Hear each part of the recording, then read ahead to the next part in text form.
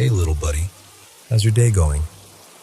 Whatever ups and downs you had today, let's put them aside for now and dive into the mysterious stories from all around the world that people have sent to Mr. M. Let's see what we've got tonight, okay? Don't forget to hit subscribe and tap the bell so you don't miss any new videos from Paranormal M. I love you guys. I live in an apartment block that went up sometime in the late 90s. It's nothing special, really. No famous stories, no rumors, nothing.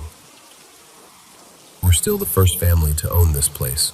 Well, technically my nan and granddad are.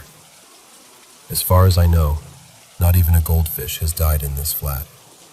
Even so, ever since I was a kid, I've always felt like there was something here. Just a little presence in the corner of the room, that kind of thing. But since I didn't grow up here full time, I ended up brushing it off as just a child's imagination. Until not too long ago, anyway. This happened about a year ago. I'd just come back from a late shift and went straight to the kitchen to throw something together for dinner. When I'm cooking, I usually put on a show or a podcast and wear headphones so I don't disturb anyone. That night, I was halfway through some story when I thought I heard a noise through the headphones. I paused the video and actually listened. Sure enough, there was knocking. Hard, heavy knocks coming from the front door. It was around 3 a.m. Bit of an odd hour to be asking for sugar. And they were hitting the door like they were trying to punch a hole through it. I should probably mention that our area is not exactly the nicest. We've got all sorts of people living nearby. New arrivals, folks with addictions, drunks hanging around the shops. Because of that, we mostly mind our own business. We don't really know them, and they don't really know us. So the chances of someone randomly coming to us for help at that time? Pretty slim. Still, I tried to convince myself it might be one of the neighbors. We did help out a guy once when he got locked out without his keys. But he'd passed away months before this happened. I walked a bit closer to the front door. If it was really someone who needed help, they'd be ringing the doorbell too, yeah? Most people would. But the bell never rang. The closer I got, the more frantic the knocking sounded, like whoever, or whatever it was getting impatient.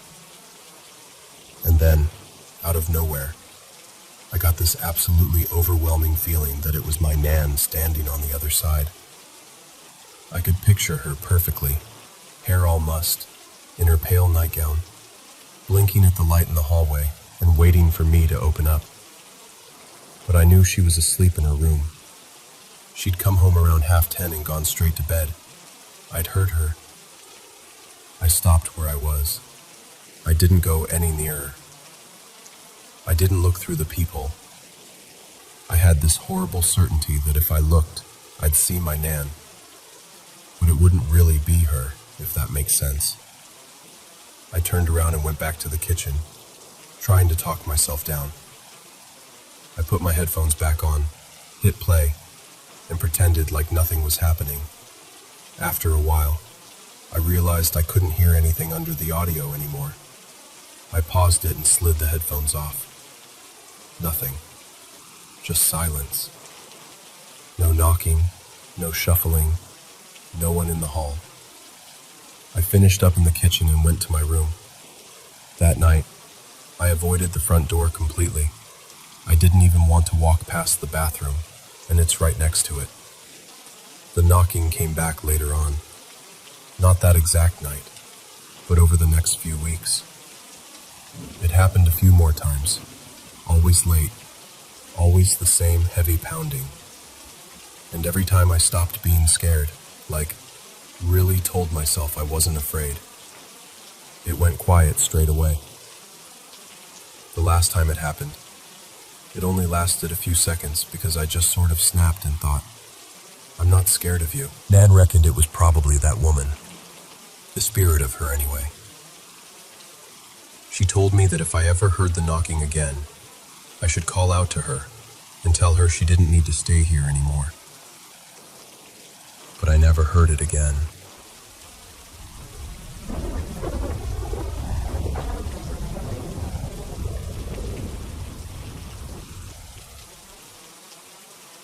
A few years ago, I went to see a medium who claimed he could talk to people who had passed on. During our session, he told me my grandfather was there with us. He even said his full name, clear as day. The medium said my grandfather wanted me to go play bingo, something Grandpa had done all the time when he was alive, and that he would make it worth my while. I hadn't set foot in a bingo hall in forever, but the medium insisted my grandfather would send me a sign when it was time to go. One evening, I was in the kitchen washing dishes when I heard a local ad come on. This time from my phone, not the radio. A sponsored post popped up on Facebook about a big bingo night happening in my hometown, about an hour's drive away. As soon as I heard it, something inside me just clicked. I called out to my husband, "Let's drive down to my parents' place. You can hang out with the boys while I go play bingo." And off we went. That night at bingo, I ended up winning $260. When I got back to my parents' house, I burst through the door and announced my win. Everyone got excited and crowded around, wanting to see the money. Then it happened. A sudden, bone-deep chill ran straight through me, like someone had opened a walk-in freezer around just my body. I asked, "Did anyone else feel that?" It just got freezing in here. Nobody even looked up. No reaction at all. I raised my voice. "You guys, did you not feel how cold it just got?" Still nothing. It was like I wasn't even in the room. The cold wrapped tighter around me, and for a few seconds I honestly felt invisible. Then, just as quickly as it started, it stopped. The room felt normal again. Everyone went back to chatting with me, like nothing weird had happened. I asked, "Did you hear me asking you about the cold?" And they all said the same thing. "No. You didn't say anything." I was like, "What the?"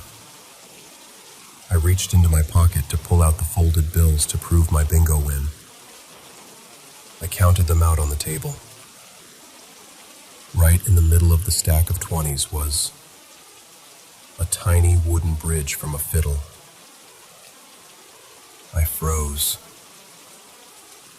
The bingo lady had counted the money out loud as she handed it to me, and I had double-checked it before shoving it into my pocket. There was definitely no little piece of wood, no fiddle bridge, nothing but cash. Here's where it gets really eerie. My grandfather was a well-known fiddle player in our town. Everyone knew him for that. My dad keeps Grandpa's 2 fiddles locked away in a cabinet, always telling us, and later my boys, never to touch them. I held up the bridge and showed everyone. My dad's face went completely pale. He walked straight to the cabinet, took out the fiddles, and checked them. One of them was missing its bridge. I still have no logical explanation for how that fiddle bridge ended up folded into my bingo winnings. All I know is this. During those strange, silent seconds when that freezing breeze wrapped around me, and nobody could hear my voice, my grandfather found a way to let me know. This was him.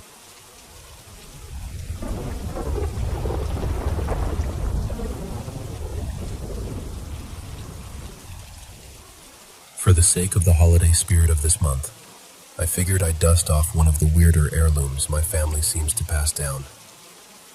Brushes with the occult. Paranormal activity runs in my bloodline, the way eye color does in other people's families. Even though I have to admit, my own experiences are pretty mild compared to some of the nightmare fuel I've found rummaging through the deepest catacombs of Reddit. Believe me or don't, that's honestly fine. The ones who do, and the ones who've been through similar stuff, will know exactly what I'm talking about. I'll start with my grandfather. Back in his youth, when he was working as a driver and courier along the Pacific coast of Mexico, he would take this long, lonely highway that stitched together his tiny town in the hills to a distant port city. We're talking hours of driving through nothing but scrubland and broken fences. At night, the road was almost pitch black, barely any lampposts, just the headlights and whatever the moon felt like giving. He claimed that out there, we'd see all sorts of things no one had any business seeing. Not the headless man or La Llorona like in the classic stories, but a woman in white, walking backwards along the side of the road, her hair covering her face, and a black dog that kept pace with his truck no matter how fast he was going. Sometimes, in the dead of night at home, he'd hear the old wooden wardrobe in the hallway creak open and shut, followed by the sound of bare feet running across the tiles. When he rushed out, nothing. Wardrobe closed, floor dry, everyone snoring. Other nights it was the radio, switching on by itself to static, the volume slowly rising like someone was leaning closer and closer to the dial. He'd walk into the room, and the thing would just cut off. Silence. He never got proof of any of it, and he's in Sheol now, so his stories are all I have to go on. My dad, though, he got the worst of it. His story begins in the sprawling, half-finished neighborhoods that grew like weeds around Mexico's biggest city. Back then, TV was about as common as an honest politician in government nowadays, so kids made their own entertainment. In his block, they went straight for the occult. They'd draw chalk circles on the floor, chant names they'd heard from older cousins, and play their own off-brand versions of Ouija with a glass cup and a piece of cardboard. They swore that once they managed to lift a whole kid off the ground using only their index fingers, all of them huddled around like it was a birthday party from hell. So one night, during one of these improvised rituals, my father, being young, cocky, and allergic to keeping his mouth shut, started talking trash. Not just about ghosts, but about the devil himself, herself, theyself. It wasn't even that creative, more arrogant than offensive. But apparently, that was enough to put a nice, bright target on his back. That same night, he says, something came to collect on his stupidity. He was lying in bed, half asleep, when he suddenly realized he couldn't move. He couldn't call out, couldn't twitch, nothing. But his eyes were wide open. Outside, the wind picked up, and the metal sheets on the roof began to roar. One of the windows kept rattling, like somebody was trying to force it open from the outside. The house, one of those self-built places my grandfather raised with his own hands, didn't have proper doors yet. Instead of a bedroom door, my dad had strings of beads and an old blanket tacked above the frame for privacy. He says he felt this crawling urge to look toward the doorway. He didn't move his head. He couldn't. But his eyes slid over. He was still pinned there, every muscle locked. Then he felt the mattress dip beside him, the way it does when someone heavy sits down. The bed springs groaned. Out of the corner of his vision, in the dark by his feet, something began to gather. a patch of darkness, darker than the room itself. The tall, narrow shape formed.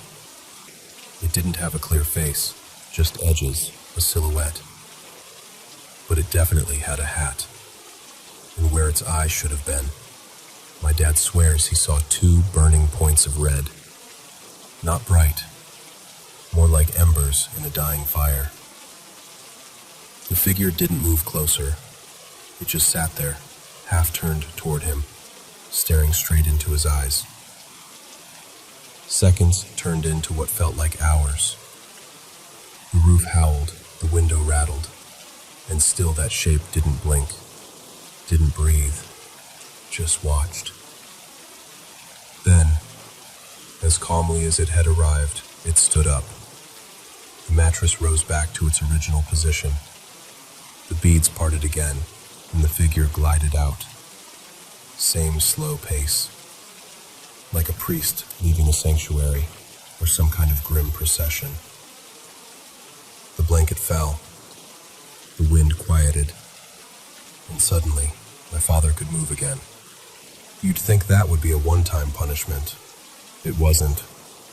This kept happening, sometimes a few times a week, for years. And it wasn't always identical. Sometimes the figure stood in the doorway instead of sitting. Sometimes it was just a hat and shoulders in the corner of the ceiling. It followed him from house to house, neighborhood to neighborhood, as he grew up, got married, and with a baby on the way. New walls, same visitor. Hatman didn't retire with my father either. I've caught a glimpse of something like him, but not the paralyzing, cinematic horror my dad went through. For me, it was quick and almost stupidly ordinary. I was going about my day, shuffling between my room and the kitchen, when I walked past a hallway mirror and saw, over my own reflection, a second outline. Taller than me. Hat. Shoulders.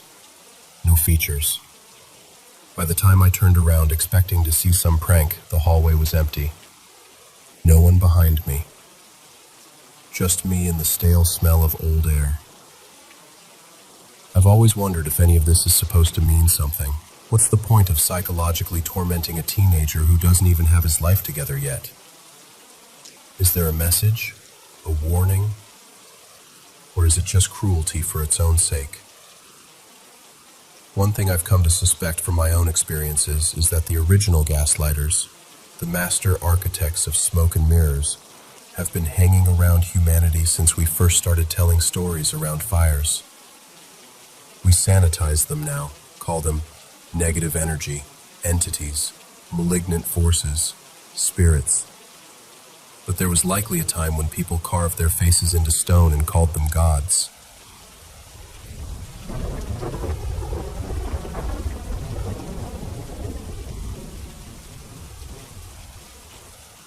I don't think of myself as someone who believes in ghosts.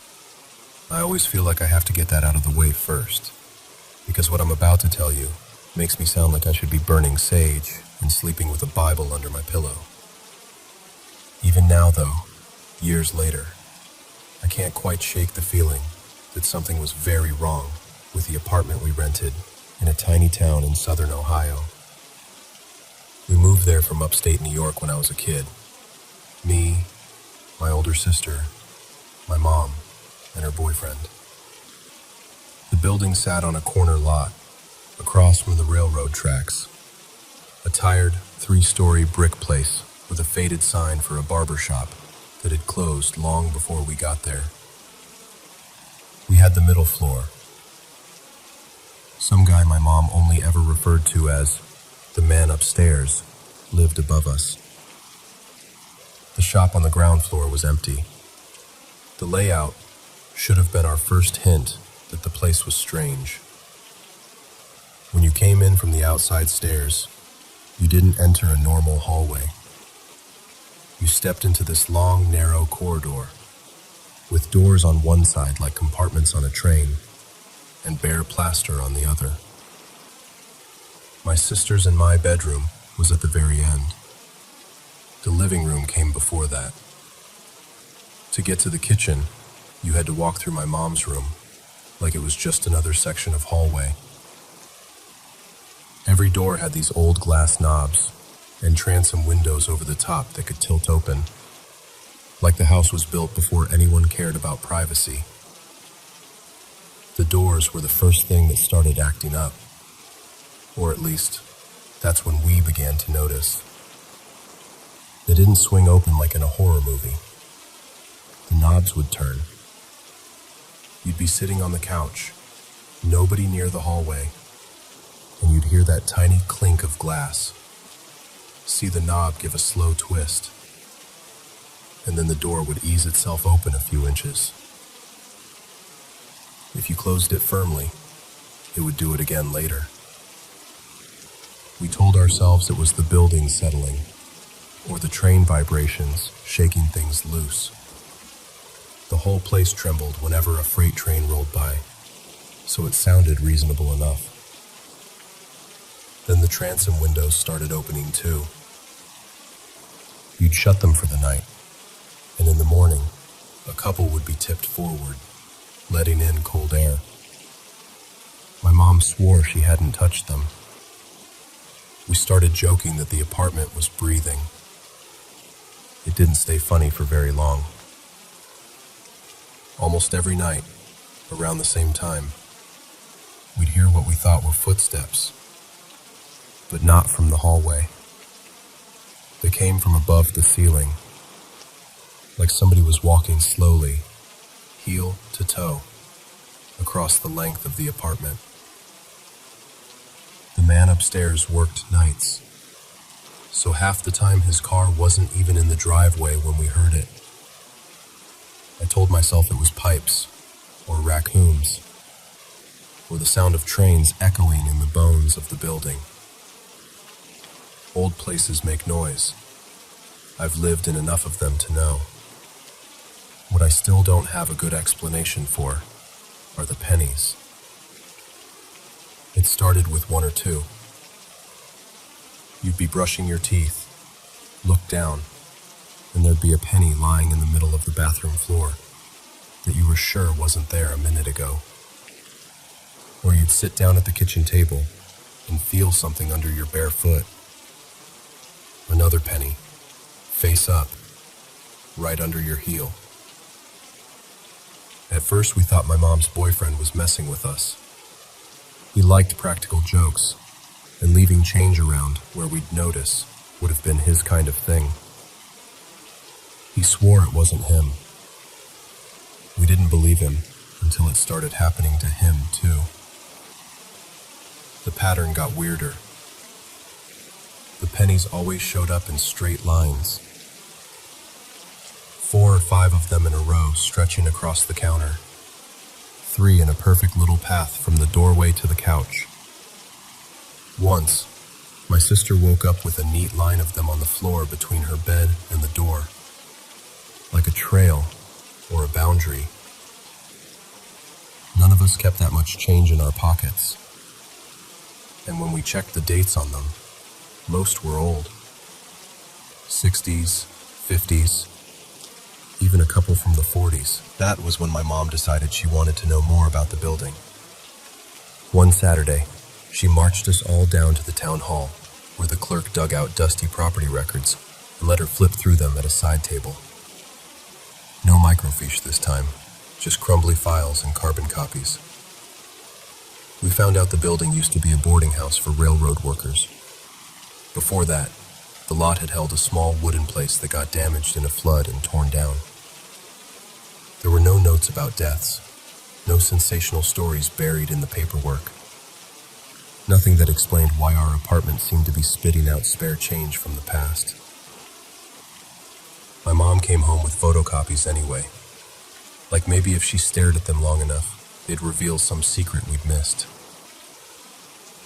Years later, when I got curious, I tried plugging the address into Google Maps. The image that came up made my stomach drop. The brick building was still there, but it had been turned into apartments with vinyl siding slapped over the old storefront, and bright new windows where our wobbly ones used to be. Different paint, Different railings, same bones.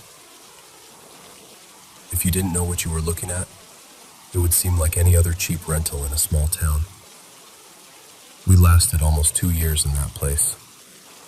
We might have stayed longer if not for the storm. It was late summer, the kind of Ohio thunderstorm that makes the whole sky go white.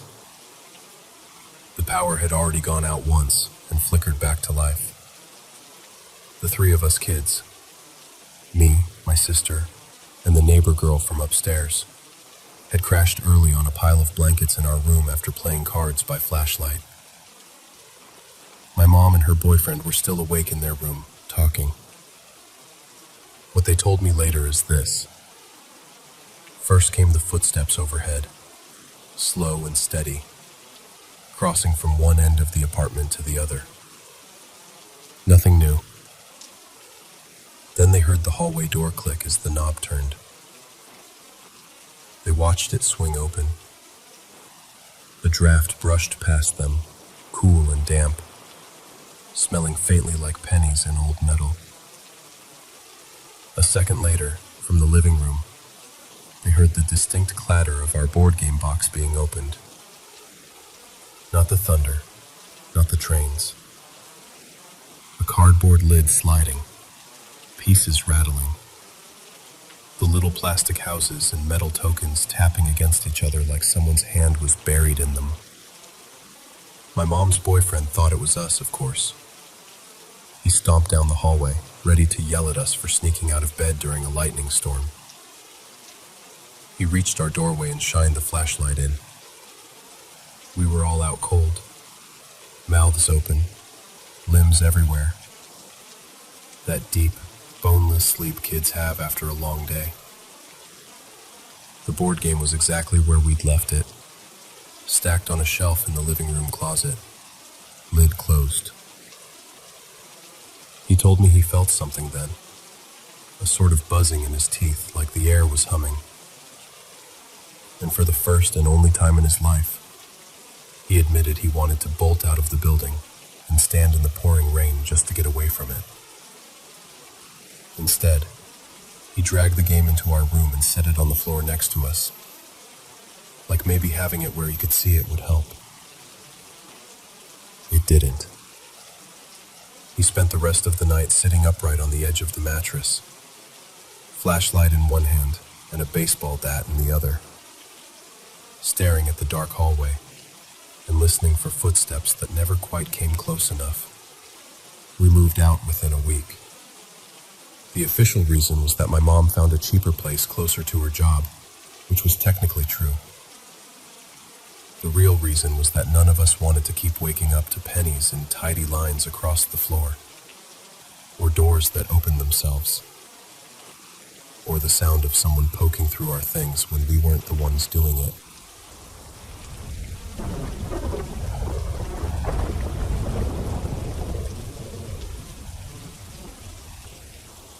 Ever since I was a kid, I felt deeply connected to people, animals, and even random little things. I've always been super sensitive. I care a lot, but I also get attached in this strange way.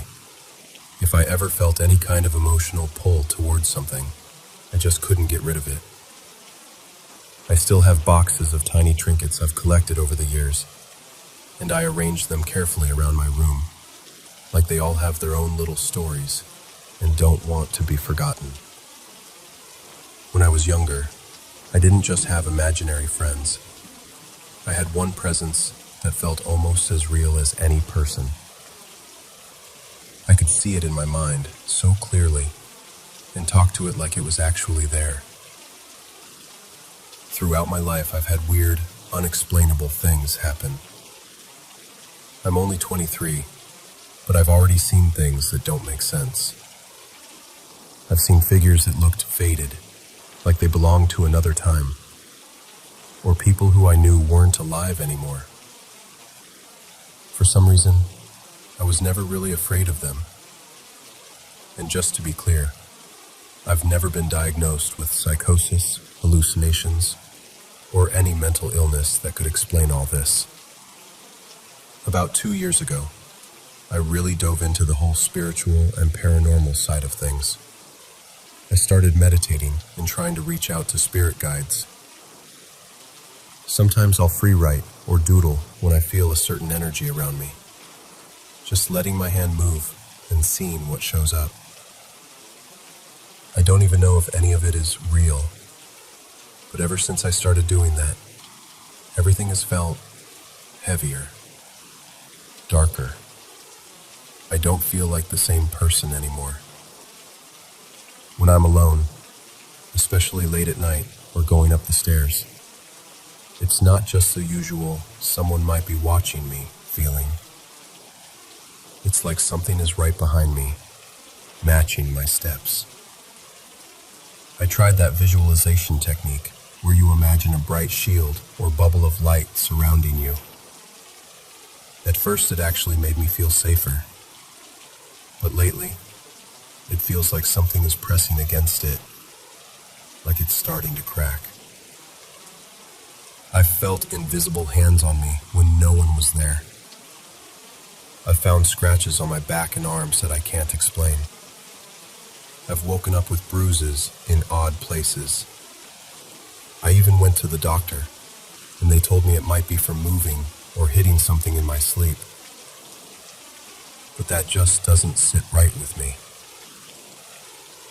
Recently, I've been waking up drenched in sweat, heart racing, like I've been running from something in my dreams. One night I woke up, and there were several figures standing at the foot of my bed, staring at me. They didn't look like regular people. They looked faded and damaged, like they'd been pulled out of a ruined painting. Their skin was grayish and wrong. One looked like an older man in an old-fashioned military coat. Another was a young girl in a torn white dress, clutching a stuffed animal. I was completely awake. I remember every detail. It terrified me, and it scared my boyfriend too, who was lying right next to me when I gasped and grabbed him. But what really shook me was something my boyfriend told me not long ago. He said that about a year ago, he woke up in the middle of the night and felt someone lying beside him, but it wasn't me. He said he saw a woman with long red hair, mine is short and blonde, lying there, facing him, her eyes wide open and glassy, just staring at him without blinking. He said her skin looked waxy, like a body that shouldn't be moving. He panicked, reached for the lamp, and when he turned the light on, it was just me, fast asleep, facing the other way. He didn't tell me about it until recently, because the memory still freaks him out. Hearing that messed me up, because it lines up way too well with everything else that's been happening. So now I'm stuck in this place of not knowing. Is there actually something attached to me? Am I bringing this on somehow? Or is all of this just one impossible string of coincidences that I'm connecting in my head because I'm scared?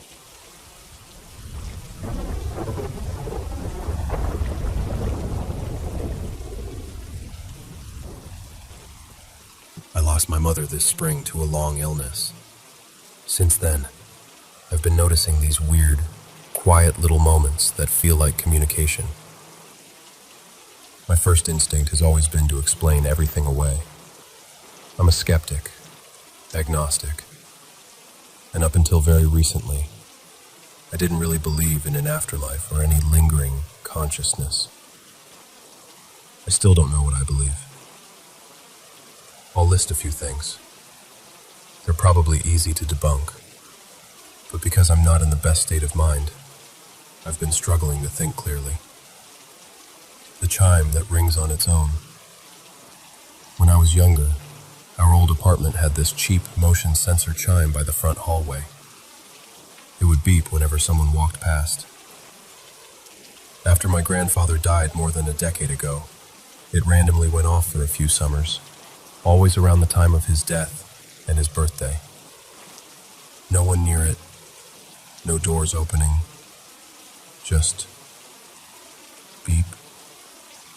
We joked that it was him visiting. Now I live in a small place in a different city on the West Coast.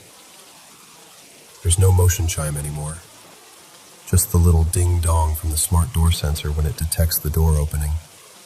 The days after my mom passed, it kept making the sound, even when the door was completely shut.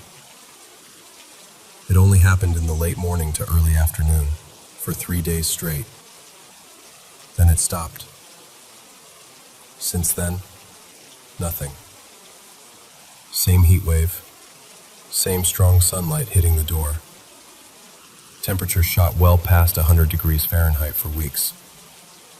If it was a wiring thing or the sun hitting the sensor just right, why only those specific days? Why only in broad daylight right after she died? The calendar flipping itself. We have this old school wall calendar in the dining area. Big pages, glossy paper, held by a little metal clip. During the time my grandmother and her siblings stayed over, the ceiling fan in there was on high basically 24/7. Same speed, same angle, every single day. One afternoon, I almost never leave my room, but that day I wandered out to grab water. I walked past the table and the calendar suddenly snapped loose and flipped down onto the floor right in front of me. It opened to the month of my mom's birthday, even though we were in a different month entirely. The fan had been blowing like that for weeks. Why did it decide to fall right then, in that specific moment, onto that specific page, while I just happened to be standing there? Convenient sample of my grief brain? Probably. But it still felt personal. Her voice at the burial. The funeral was about a month after she passed. I hadn't heard her healthy voice in so long. Those last months, everything she said was raspy and fragmented. She would run out of breath mid-sentence. By the time the funeral came around, I honestly couldn't remember what her normal voice sounded like. I avoided videos because they hurt too much. At the burial, while they were lowering the casket, I suddenly heard her. Same clarity and volume as my own internal monologue. She said, very gently, "Hey, Anak. I have to go now. I love you." It was so sudden that it made me catch my breath. I was exhausted, stressed, barely sleeping. So yeah, could have been my brain reaching for comfort, some kind of brief waking hallucination. Every now and then I'll hear her again, not out loud in the room, more like a thought that doesn't feel like mine. Soft, distant, but direct. Usually short phrases that feel like answers to questions I'm already thinking. I know it could just be me asking, what would she say, and filling in the blank from memory. But it feels different than when I imagine other people talking. She popped my cyst. She promised she'd take care of it again when I feel better. She never got the chance. Then, on her birthday this year, that cyst suddenly started to hurt. Out of nowhere. It went from, I forget this exists, to like a 610 burning, throbbing pain that lasted almost 2 weeks. It turned a bit red and hot. I couldn't sleep on my back, couldn't focus at work.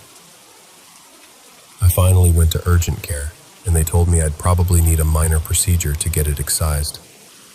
I was sitting there under those bright hospital lights, overwhelmed, and for some reason I just didn't go through with scheduling it. I went home. About a week later, the pain just stopped. Not gradually. More like one day it hurt, the next day it didn't. The bump, which had been raised for years, was suddenly flat. It never burst, never leaked. One day there's this dome under my skin. Next day it's basically gone.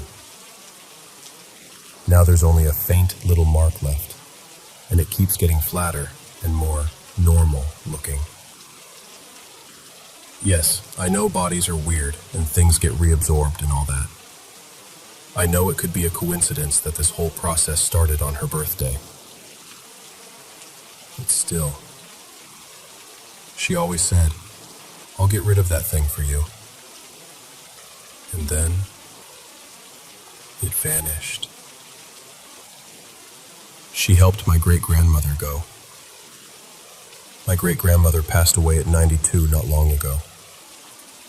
She lived in another country, so I only heard everything secondhand through relatives' calls and messages. Apparently, in the last few days, she refused food and water and spent hours talking to people no one else could see. She kept saying my mom's name. She'd smile at an empty corner of the room and nod like she was listening, then tell everyone, "It's okay, they're waiting for me." After 3 days like that, she slipped away peacefully in her sleep. By then it had been a few months since my mom died. They were very close when my mom was younger. The rational part of me knows that people nearing the end often talk to loved ones who've passed.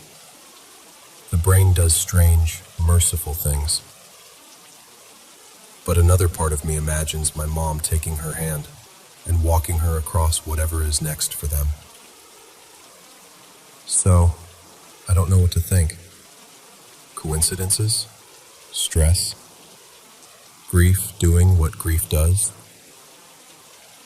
Honestly, I feel a little crazy even typing all this out. And I feel extra crazy for letting myself wonder if there's more behind it.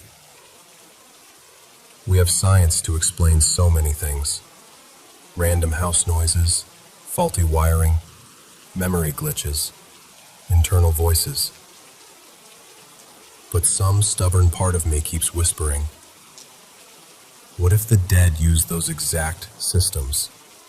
Electrical signals, chemicals in our brains, little physical accidents, to nudge us. What if they've become some sort of natural energy that can tweak particles just enough to get our attention? Maybe it really is just wild, coping imagination. Maybe it's both, grief and something we don't fully understand yet. What do you think? TT.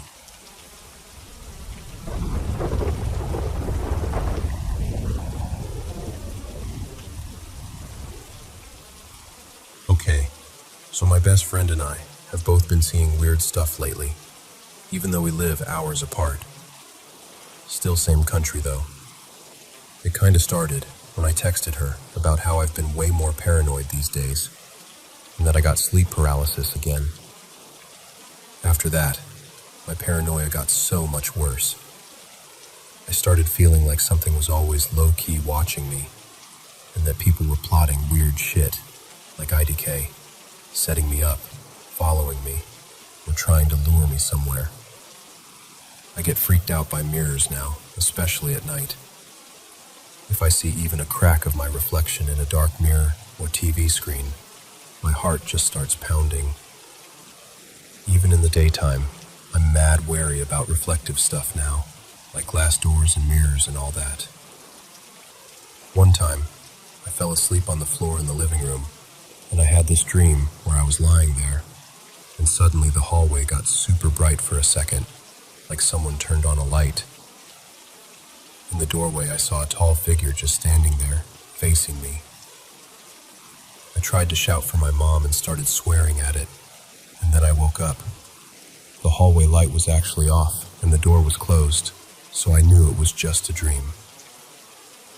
But then I swear I heard our front door handle move, like someone turning it really slowly.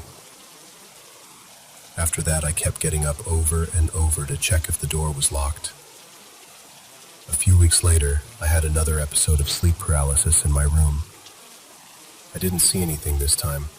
I usually get auditory stuff, like weird noises or whispers.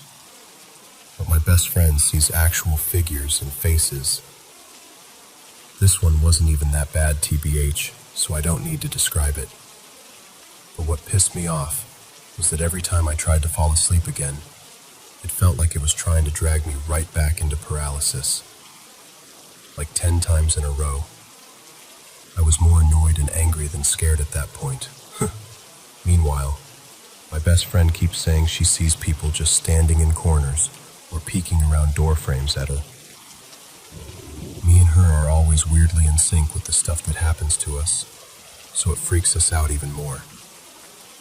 And keep in mind, right now, both of us are struggling way more in school, and we low-key think this crap is part of the reason. I barely sleep properly anymore and keep staying up late, which just makes the paranoia worse. She told me recently she saw a woman peeking at her from the end of her bed. And last night, I actually saw a bright flicker in the reflection of my bedroom window. I was fully awake this time, not dreaming. I bolted into my room and locked everything because I was terrified. I wasn't sure if I was hallucinating, so I didn't tell my mom anything. That same night, I felt something lightly brush against my ankle under the blanket. And when I looked up, I saw this tall, dark shape by my closet, like pressed against the wall. It vanished the second I really tried to focus on it. I honestly don't know if I'm just so paranoid that my brain is making this stuff up, or if something is actually happening. Please help, because it's been messing with my already screwed up head. And my focus in school is getting worse too. People at school have literally noticed I'm not in the right headspace.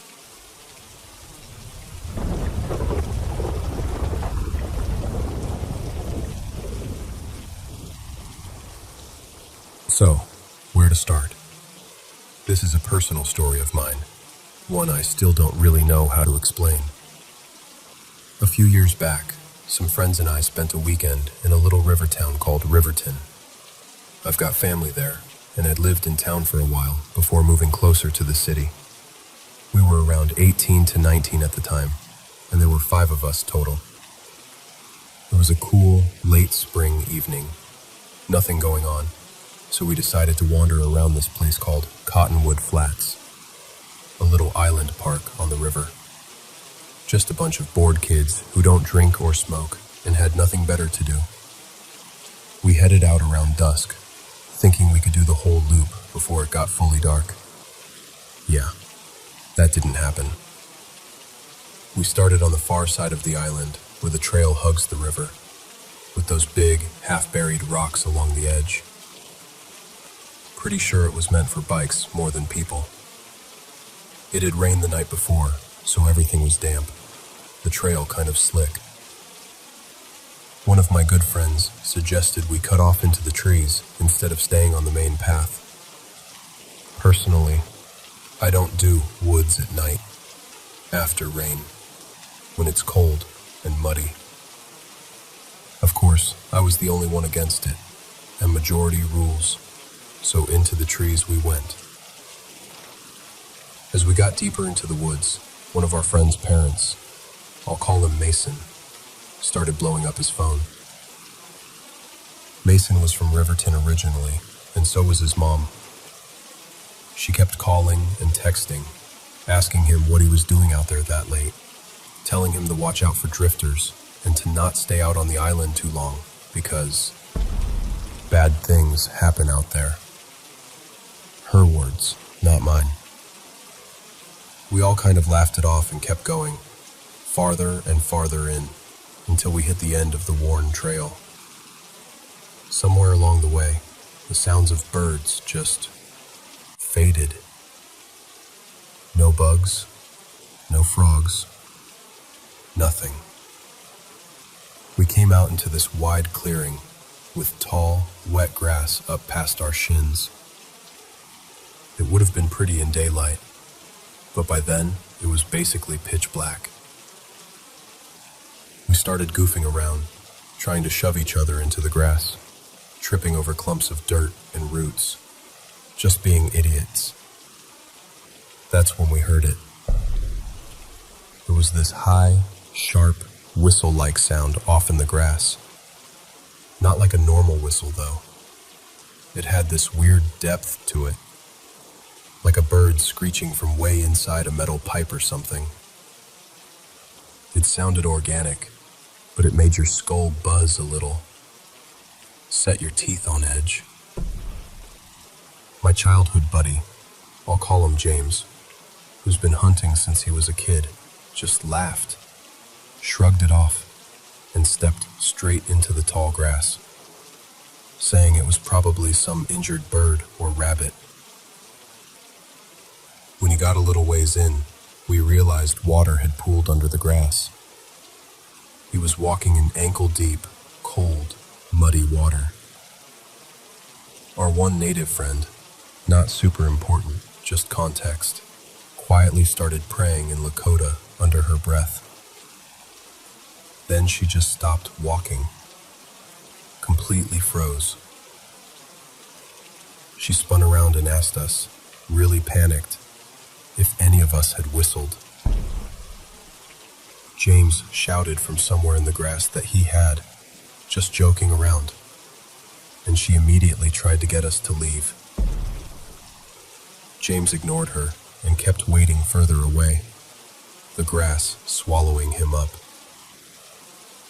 Then we heard it again. The same whistle, only closer, and it seemed to come from right where James had gone, but not in his voice.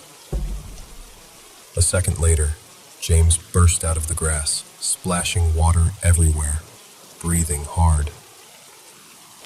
He asked if anyone had followed him in, if I had tried to mess with him, grab him, anything like that.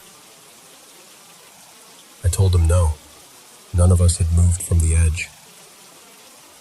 We all did this quick, nervous scan around us, but there was nothing there. Just black shapes of trees, wet grass, and that strange, heavy quiet. No one argued after that. We just left. We didn't tell anyone about it for a long time because it sounded ridiculous, even to us. I had never seen James that shaken before. He was always the brave one of the group, the guy who would go first into anything spooky just to prove it wasn't a big deal. Later on, when he finally opened up about it, he said he felt someone right behind him in the grass, matching his steps, and then a hand closing over his shoulder like it was about to spin him around. When I asked our native friend again, later, why she freaked out when she heard the whistle, she shut down immediately. She wouldn't talk about it at all, just changed the subject. Even the question seemed to scare her. A little while after that trip, Mason told us quietly that people in town avoided Cottonwood Flats after dark. He said it had a reputation. The fall before we went out there, a man, a father, had gone to the island and ended his own life near one of the clearings. Ever since then, according to some of the locals, that part of the island was just wrong. A place where misfortune hangs around longer than it should.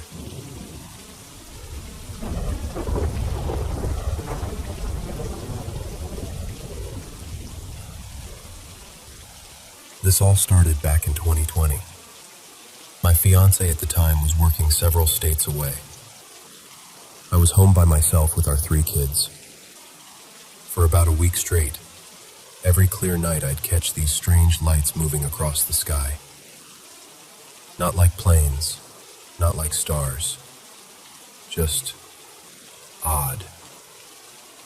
Drifting, stopping, then darting off. One long, hot Friday, I finally crawled into bed. I was exhausted, but my body refused to shut down. I kept tossing and turning, flipping my pillow, staring into the dark. After what felt like forever, maybe 2 hours, I finally slipped into that heavy, almost dreamless kind of sleep. Then, something yanked me out of it. I woke up suddenly, heart pounding, with the absolute certainty that I wasn't alone in the room. I was turned toward the wall, facing my kids sleeping beside me. All three of them in my line of sight. My brain went into overdrive. Had someone broken in? There had been a few break-ins a few streets over, and that was the first thing that came to mind. I slowly rolled onto my back and stayed as still as I could, just listening. The house was silent. No footsteps, no doors, no creaking floorboards. But that feeling, that presence, wouldn't go away. Then I saw it. A shape. A figure. Hard to tell what it was at first. Like my eyes weren't cooperating. I judged the distance, thinking I could probably make it to where we kept the gun before it reached me or the kids. I tried to sit up. Nothing. My body wouldn't move. I felt like I'd turned to concrete. A wave of panic washed over me. My chest tightened. Breath speeding up. That's when I heard a voice. The calmest, gentlest voice I've ever heard in my life. We're not going to hurt anyone, even now, years later. Remembering those words gives me chills. The fear just drained out of me. Not all at once, but enough that I wasn't terrified anymore. As my eyes adjusted to the dark, I realized there wasn't just one figure. Another, taller one stood nearby, and two smaller ones hovered just behind them. At the time I thought, maybe they're kids. They murmured to each other in low voices, but I couldn't understand a single word. The one closest to me stepped forward, and that's when I really saw the light. A soft, blue glow, like it was coming from under the skin. It traced along its limbs, like every vein in its body was lit up. It was beautiful and eerie at the same time. As it moved closer, the others began to glow too. The same dim blue radiance. I still couldn't make out clear facial features, but I knew immediately they were not human. I remember silently begging myself to wake up, thinking, this has to be some wild dream. But deep down, I knew I wasn't dreaming. I was awake, completely awake. The thing that stayed with me then, and still does now, is how beautiful they were, and how peaceful I felt near them. It sounds insane, but that's the truth. I don't know what happened next exactly. Either I blacked out, or they did something to me, because the next thing I remember, I was no longer in my bedroom. I was on my back, staring up at a smooth, metallic ceiling that reflected a faint light. Whatever I was lying on was freezing cold, the kind of cold that feels sharp. I tried to move, but the only thing I could control were my eyes. I've never felt cold like that night, like it was inside my bones. I felt exposed, but not like I was naked. It was a different kind of exposed, like they could see straight through me, like every memory, every thought, every fear was wide open to them. I got a clearer look this time. It was very tall, maybe just under 7 feet.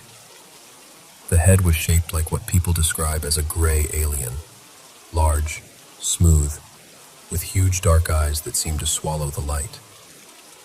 Hardly any nose, and just a thin slit where the mouth should be. There was a low, constant hum all around me, like machinery far away, or electricity buzzing in the walls. It seemed to get stronger whenever they moved. Another one came into view, what I instinctively thought of as female. I don't know why, I just did. She walked up beside the tall one. He spoke first, but I couldn't hear the words, like his voice was just out of reach. Then she spoke, clear as day. In the back of her mind, hidden away, she knows she's safe. She reached down and ran her fingers gently through my hair. My long auburn hair fanned out beneath me. The tall one said, she was alone, except for the children. As soon as he said it, an image flashed in my mind. It was like a memory and a vision at the same time. I saw my kids, fast asleep in my bed, with 3 of the other beings standing around them, almost like they were standing guard. The female said, they'll be together soon, and we'll check in. I can't fully explain it, but I suddenly felt this weird familiarity with the place, like it wasn't my first time there. The thought formed in my head, have I been here before? And before I could even finish it, she cut in again, almost amused. Oh, there it is. But after this, she will fall into a deep sleep. She won't remember, or it will only feel like a dream. I felt a sharp rush of cold in my left arm, similar to getting an IV, but without the sting. Just pressure and freezing cold spreading through my veins.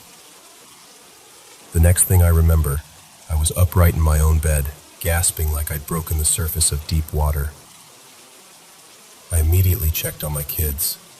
All 3 were there, curled up and breathing softly, totally fine.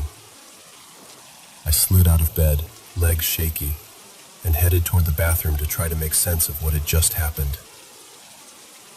I felt heavy and off balance, like gravity was pulling too hard. I had to hold on to the dresser, then the door frame, just to keep from stumbling. In the bathroom, I didn't turn the light on. I just sat there in the dark. Out of the corner of my eye, I caught a flicker of blue. My eyes darted down, and it was gone. Then I heard the faintest little giggle. I couldn't tell if it sounded like my children or like them. I got up slowly and made my way back to bed, still fighting that strange new weight feeling. I lay down, pulled the blanket up, shut my eyes, and felt something icy cool brush my cheek.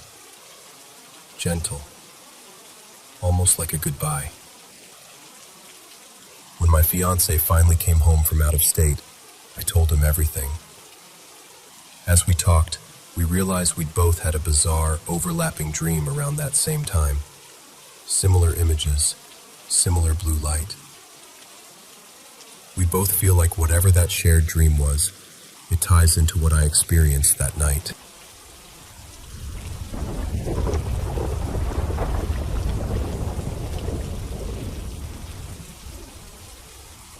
If you're familiar with energy lines and crossroads, the house this took place in sat right on a major one. Stuff drifted in and out constantly, and there was some kind of activity almost every night. It was a ridiculously good place to do paranormal investigations, because you almost always caught something you couldn't easily explain away. It was also the house I grew up in. For a little background on why this encounter is as detailed as it is, I'm a psychic medium, a trained medicine woman, and a professional paranormal investigator. I'm also putting a TW here because I will describe how this man died, and it may be upsetting for some people. One night years ago, in the little apartment on the property where I was living, I was sitting at my desk talking to a friend online. We were mid-conversation when we both noticed that my camera feed had this odd, hazy glow forming off to one side of my video image. We paused, and I turned my head to look. There was a man standing there. He didn't feel malicious, but he was absolutely injured. One of his arms ended just above the elbow, the rest of it simply gone. The skin on that side of his chest and neck was puckered and torn, like something had gone clean through him and then burned on the way out. The eye on that side of his face was clouded over and half closed. His hair was long and silver, braided back, and he was painfully thin. He wore a faded woven shirt with dark stripes, old-style trousers that hit just above his ankles, and he was barefoot. He was very clearly indigenous, but not a nation I recognized. I asked him his name. What he said was in a language I didn't understand. I asked him why he was there. He said very clearly, "Skyherd." "Is that your name?" I asked. He shook his head. "Skyherd," he repeated, and pointed past my wall toward the hills behind the house. "Is Skyherd with you?" He shook his head again. "No Skyherd. Skyherd. There." He pointed again. "Then what is the Skyherd?" He gave me this small, tired smile. After that, he began giving me his story in these broken, scattered pieces. A phrase here, an image there, a sensation, a word. I had to tape it all together to understand it. I'm not going to walk you through that whole process because it took almost 2 hours. Me scribbling notes on a pad, my friend on the video call helping me puzzle it out, asking clarifying questions, and the man confirming or denying with tiny nods or gestures. This is the story, laid out the way it was meant to be told. Our man, his son, and his nephew had been asked to go hunt.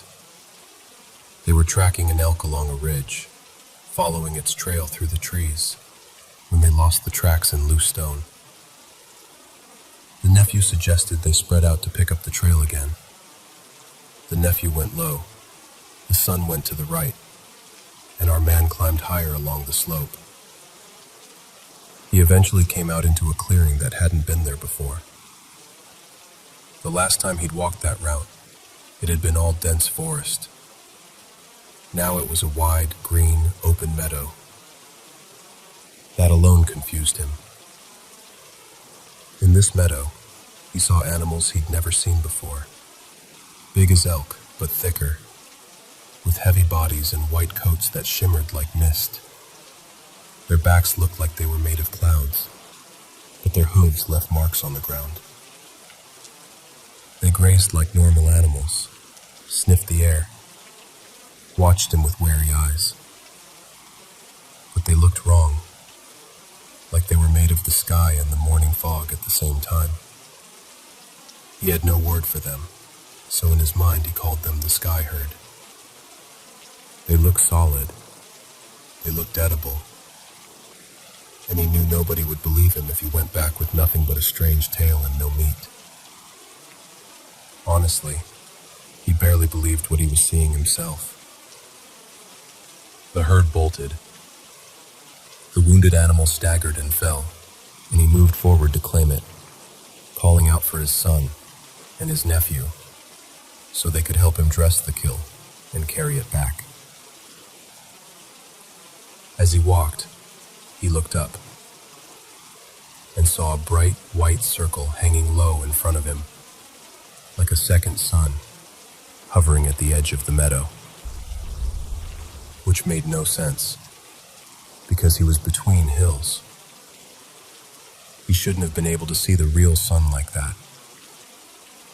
Then there was a crack. Not a sound he knew, just a tearing of the world. Then there was pain. He couldn't hear.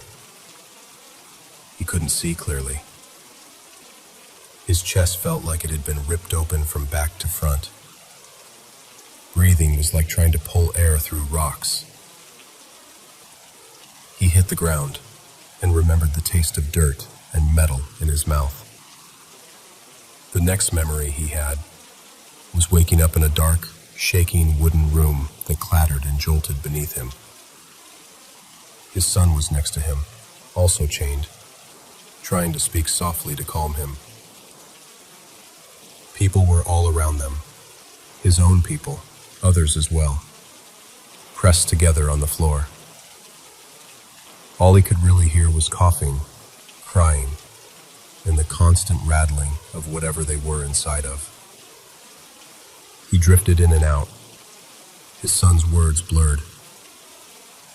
He remembered being thirsty, the wound in his chest burning, the air full of smoke and dust. He died not long after that. Now, if you're wondering what exactly happened and what he really saw, here's what he was trying to tell me. He hadn't found some spiritual sky herd out of legend.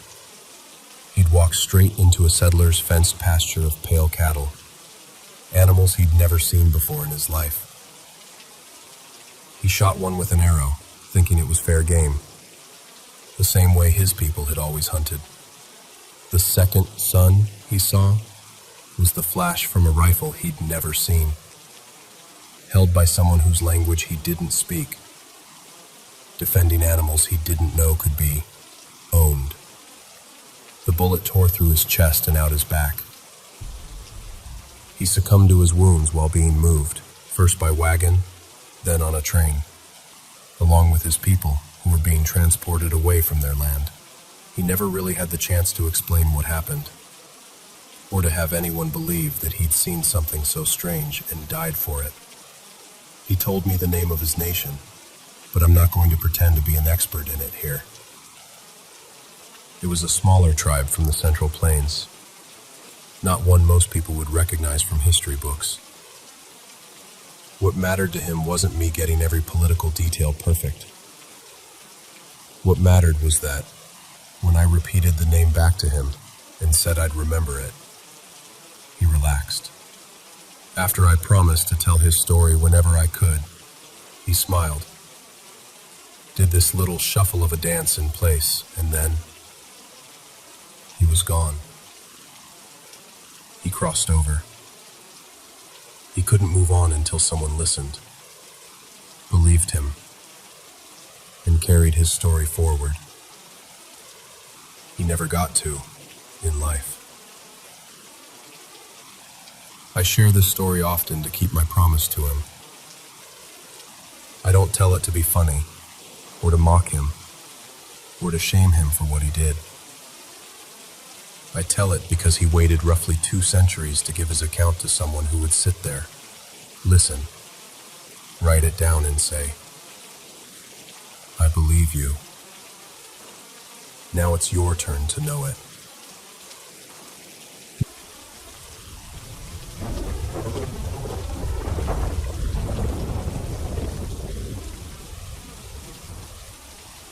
I was driving back home in the middle of the night after hanging out with my friends.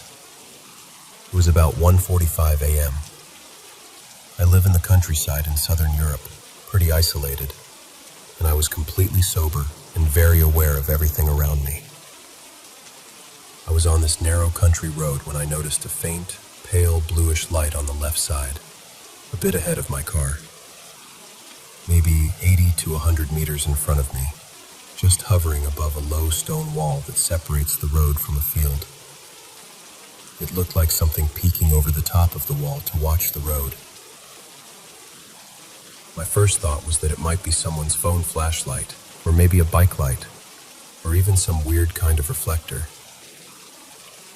I've lived here my whole life, and I drive that road almost every single night. I know where the street signs are, where the reflectors are, where animals usually cross. I know what animal eyes look like in my headlights. This was none of that. As I kept driving toward it, the light started to move. Not fast, not jerky, just this slow, eerily smooth glide. It slid sideways along the wall and then away from the road, like it was attached to something that was pulling itself back into the field. I could tell there was something there, like the light was fixed to a shape or a body, but my headlights weren't close enough to show what it was. It wasn't walking. It wasn't bounding like a deer or a dog. It wasn't a person either. It was like the light was fixed in one position, while whatever carried it was creeping or sliding underneath. Right before I reached that exact spot, the light moved behind a tall tree at the edge of the field and just disappeared. When I got there, I slowed almost to a stop and turned my head to look. Nothing. No person, no bike, no animal, no light source at all. Just the tree, the wall, and darkness. But I had seen it clearly for several long seconds. It wasn't a blink and you miss it thing. The second I realized it was gone, I got hit with this horrible gut feeling. My stomach dropped, and I honestly thought I was going to throw up right there in the car. It felt like I had just seen something I wasn't meant to see. Like I'd walked in on something that should have stayed hidden. The feeling was disgusting, almost. Not just fear, more like a deep, instinctive revulsion. I've been having trouble sleeping since, even though this isn't my first weird experience with things I can't explain. But this time felt different, more real somehow. And I can't shake the image of that floating light gliding away from me into the dark.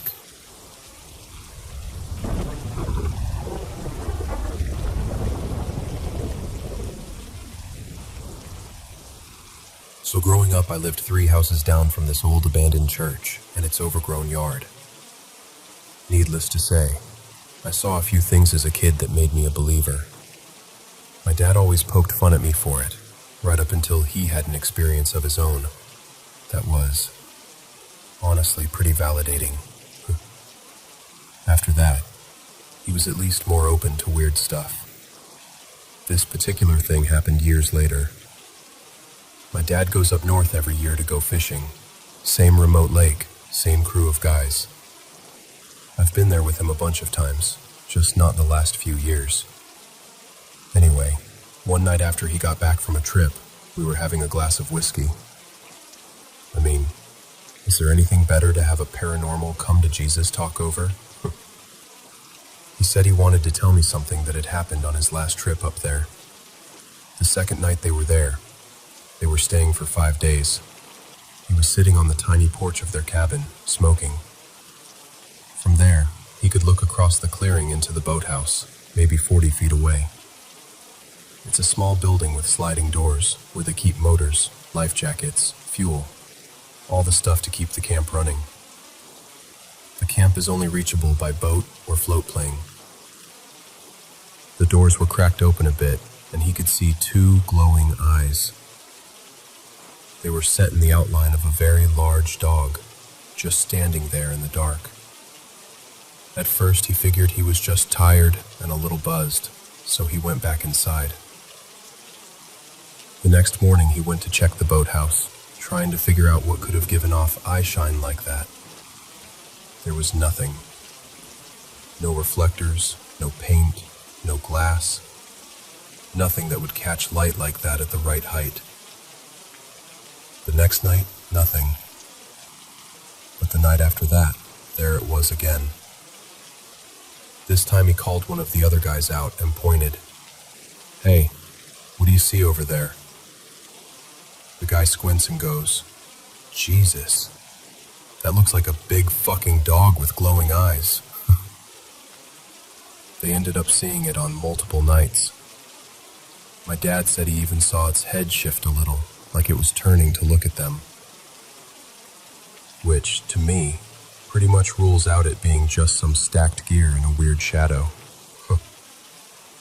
I got him to really describe it, and after showing him a bunch of big dog profiles, the one he picked out was closest to a Newfoundland. I'll be honest, I know the legends.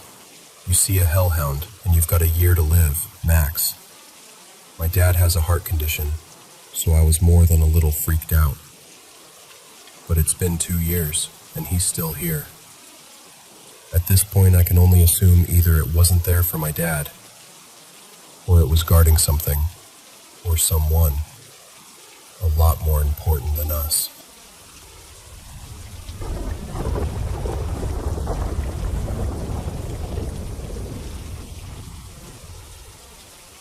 was about 16 when this happened, and had always been a skeptic on the paranormal. But since then, I've been a 100% believer in it. Like no doubt in my mind anymore. Me and my family usually rent houses by the coast in northern Spain for vacations. And that's what we did too for that year's autumn break.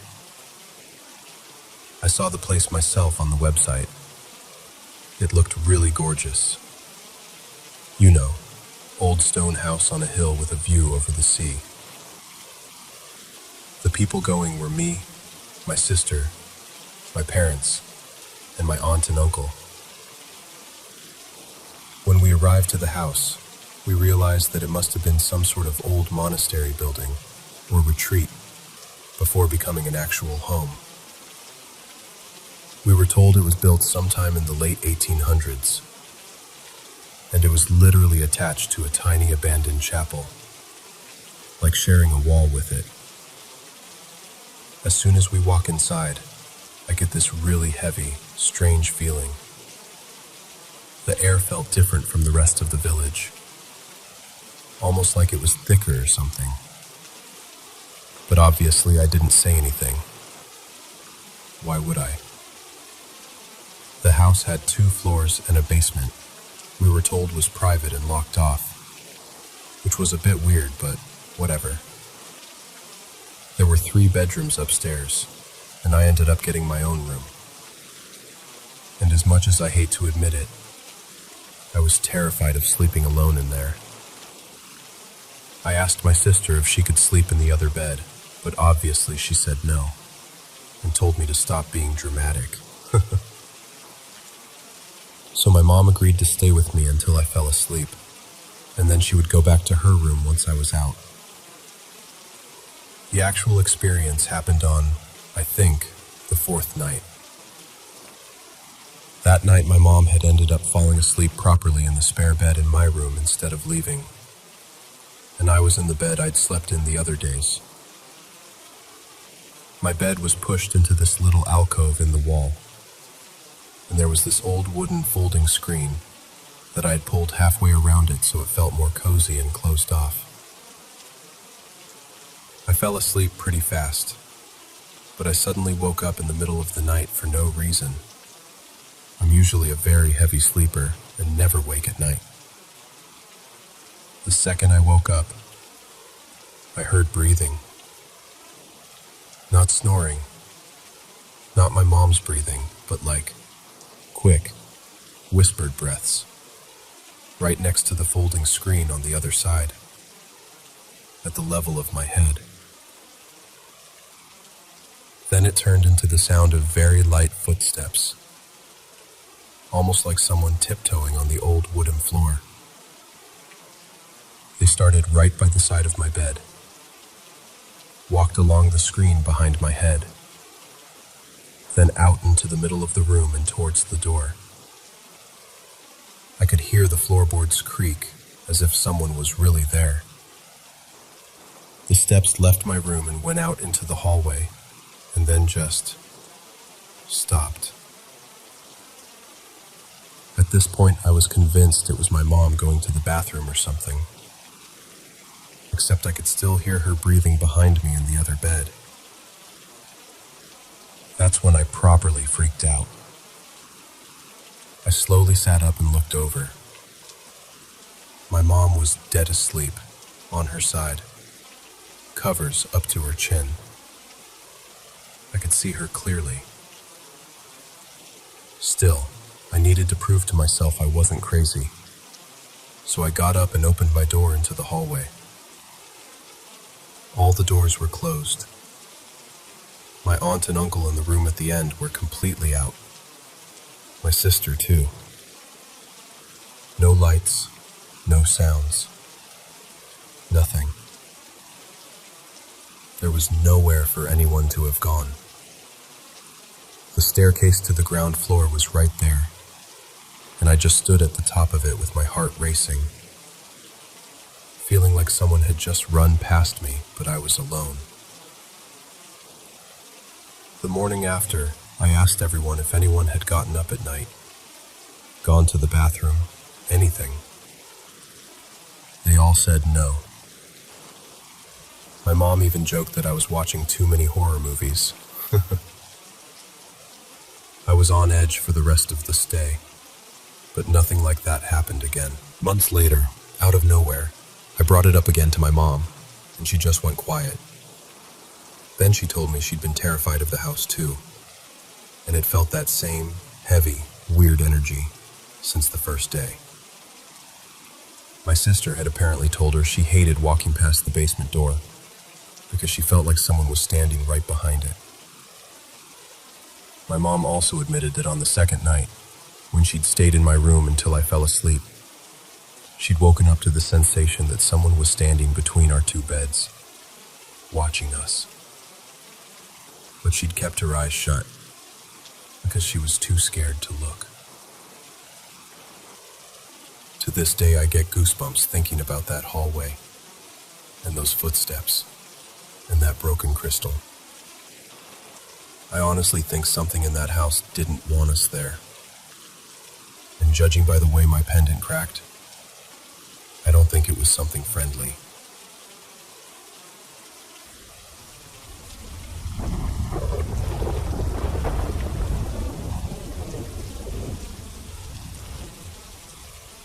So, when winter starts creeping in like this, I always end up thinking about an old story I heard as a kid.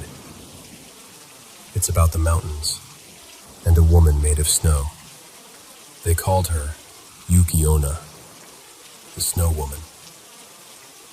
A long time ago, there were two woodcutters from a village tucked right under the shadow of the northern peak. One was an older man named Haru, and the other was a young man, barely more than a boy, named Daichi. One day, the snow came in faster than they expected. You know how storms can be in the mountains. One moment you're walking under a gray sky, the next you can't even see your own hands. The wind howled, the trees vanished into white, and the path home simply disappeared. They stumbled around until they found an old, half-rotten hut by the river.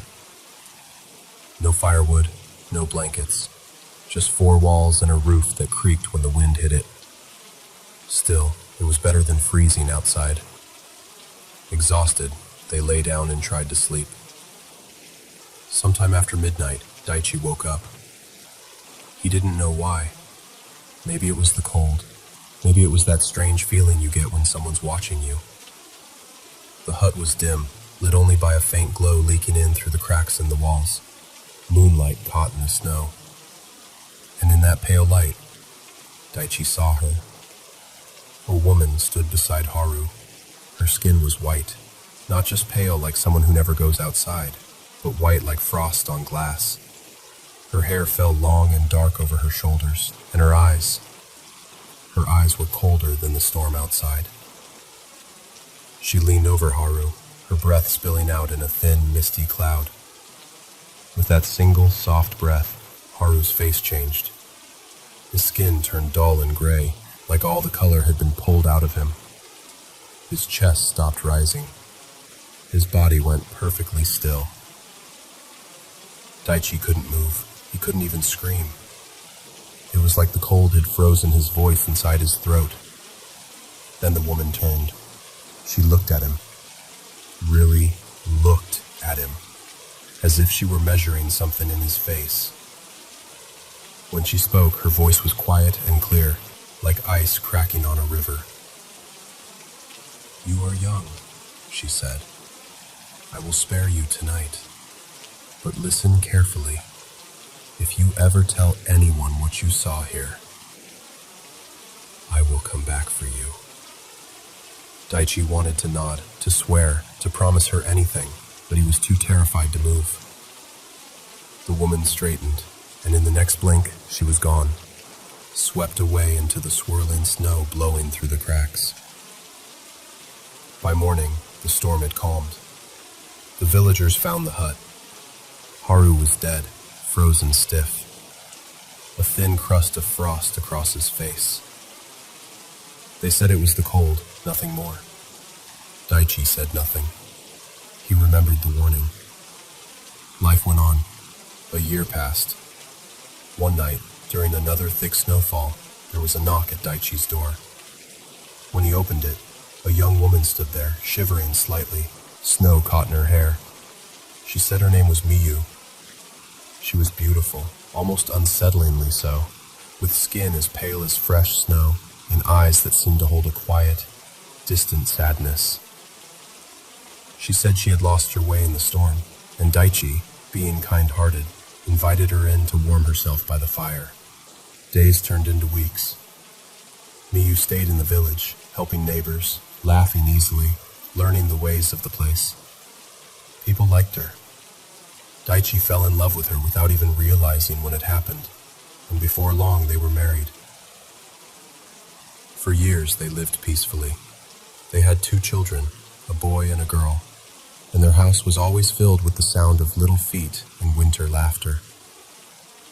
Miyu was gentle, a bit strange sometimes.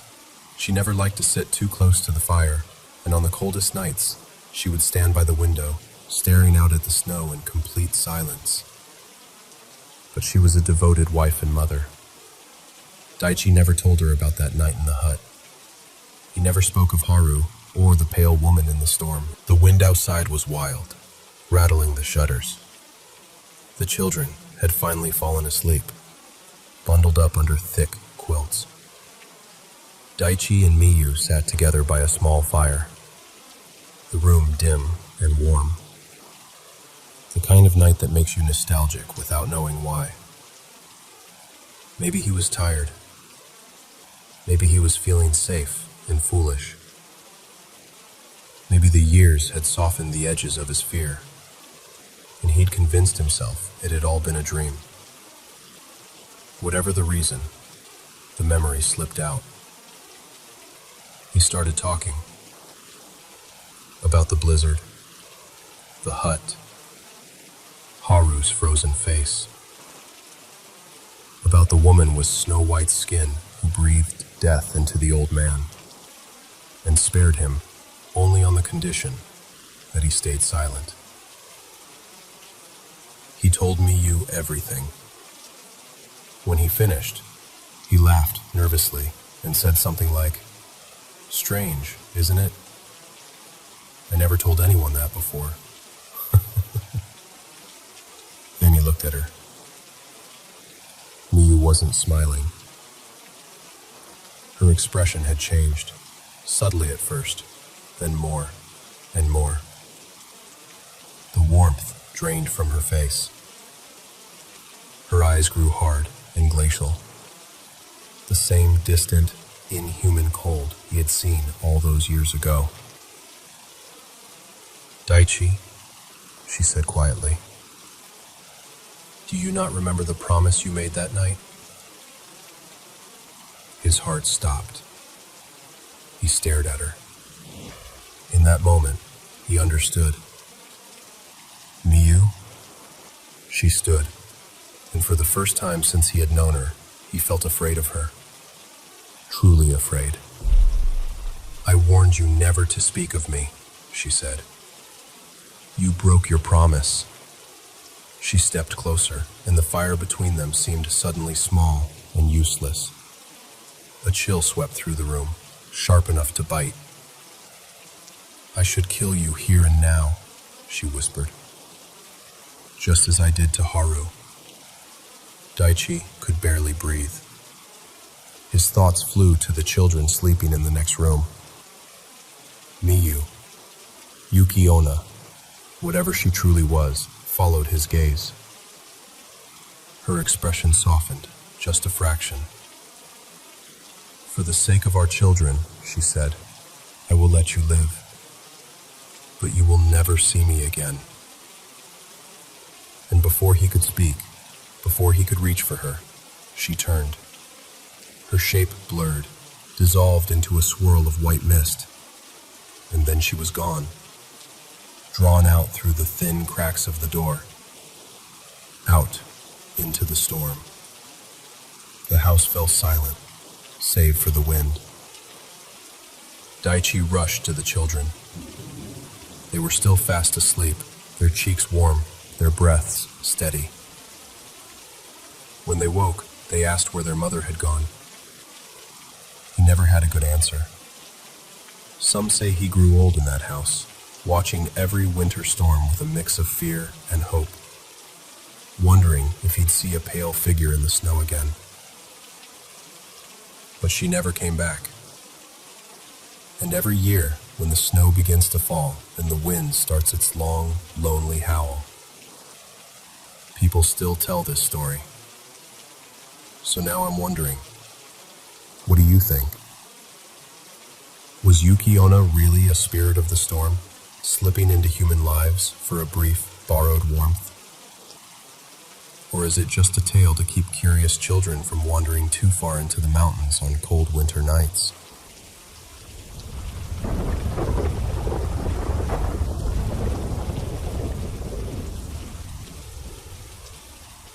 Okay, so let me tell you about what happened last night, because I'm still trying to wrap my head around it. It was late, and I was at home, writing out some, forest lollipops, if you know what I mean. I planned it. I was safe at home, lights low, just kind of letting my mind wander. I decided it'd be a good idea to put on this new vampire movie, kind of a modern Dracula vibe, to really feel it on a different level.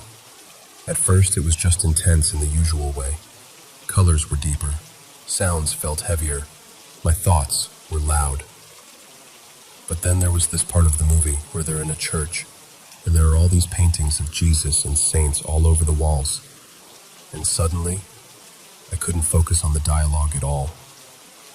Instead, I just felt this wave, like the Holy Spirit or something like it, just gently bringing me back down to baseline. Not instantly, but in this slow, comforting way. I felt this warmth in my chest, like I was being held onto from the inside. And that's not normal for me. Usually, once things start going south on a trip, nothing can pull me back.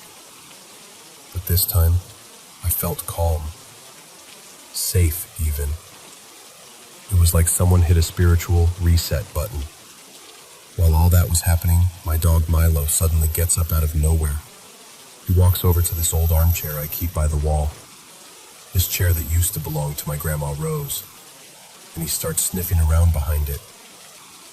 Not in a casual way, either. He was searching, tracking something. But he wouldn't get too close. He'd look into my bedroom from there, but refused to go in. Just stayed at a distance, alert. He did this 3 separate times, and every single time I could feel the energy in the room shift right before he reacted. Like the air changed density or temperature around me for a second. I didn't see anything, but my body knew something was off. Eventually, I got up to check behind the chair myself. As I walked over, I felt this presence hovering just behind and a little above me, like somebody standing close, but not touching. When I turned my head up to the right, I saw this small, white light, almost like a soft, glowing orb, shoot off quickly and disappear. It wasn't a reflection, it moved with intention. It startled me so much, I actually gasped out loud. Right after that, my roommate's cat Luna casually strolls over to the exact same chair. Now this cat never bothers with that chair, ever. But she walked up to it, stared at it, sniffed around in the same places Milo did, and then, out of nowhere, jumps up onto it. She sits there, perfectly still, and just stares at me. 10 full minutes at least. Not that blank cat stare either. It was this very focused, almost knowing look, like, yeah, I see it too. And here's the wild part. She slept on that chair all night. She's actually been obsessed with it since. Normally, she never stays in one place for too long, but now it's like that chair is her spot. That has never happened before. Now, I've had that chair for years since Grandma Rose passed. It's special to me, but it's never felt active, if that makes sense. And last night, I didn't feel her exactly. It wasn't like, oh, Grandma's here. It was more like this curious, calm presence watching over me. Not judging, not fixing anything, just aware. It felt like whatever it was understood what I was going through, that it could sense both my sadness and the height of my altered state. There was no fear attached to it, just this strange peace, comfort even. Tonight though, nothing. My dog isn't reacting, the cat's more relaxed, and I don't feel any presence in the room. It's like whoever or whatever it was just came through for that moment and then moved on. All I know is, I wasn't looking for a sign. I wasn't trying to summon anything. It was my animals who first told me something was there. And between the comfort in that church scene, the strange light, the pets acting like they saw what I couldn't, and that deep sense of calm, yeah, something visited. I don't know who or what, but it felt kind. And it felt like it understood me better than I understood myself in that moment.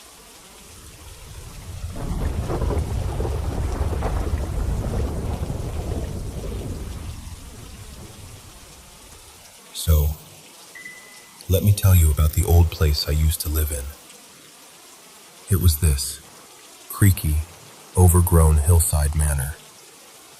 The kind of house that looks like it should already have a ghost story attached when you first see it. And of course, it did. I just didn't know I was going to be part of it. The first time it happened, I remember waking up in the middle of the night, absolutely certain I wasn't alone. You know that feeling, right? When the room is dark, but you can feel something standing there before you even open your eyes. When I finally forced my eyes open, I saw them. Not fully solid, not exactly transparent, just these blue-white shapes, like faded versions of people. Shades. That's what I call them. They weren't always there, but when they came, they would stand right over me, leaning in, like they were trying to figure me out. And it was terrifying. I always had this sense that they knew I could see them, that was the whole problem. Most people can roll over and ignore that weird feeling. I couldn't. In those early nights, I had this little ritual. I'd wake up, see one or two of them hovering over me, and my first instinct was to slam my eyes shut and start talking. Out loud. I'd say, "Hey, I don't know who you are. I mean you no harm. Please let me live here, and I'll respect you and your home." I must have sounded ridiculous. Half asleep and scared, talking into the dark.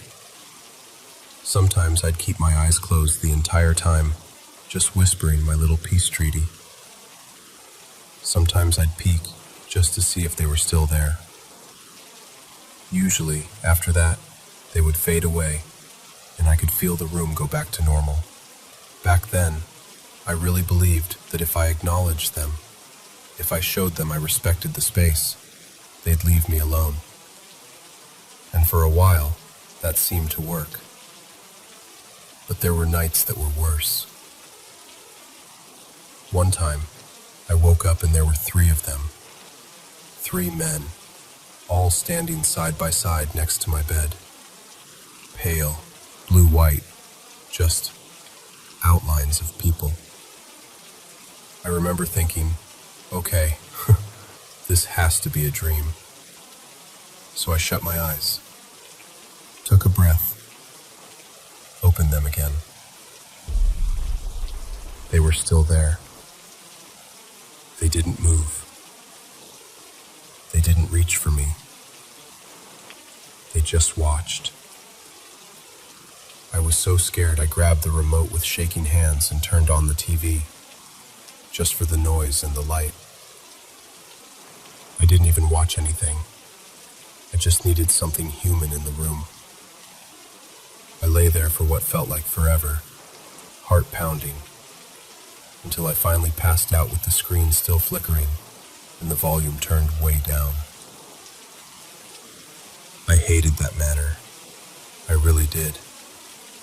Looking back, there's this darkly funny image I have of myself, sitting up in bed in that old room, talking to the air.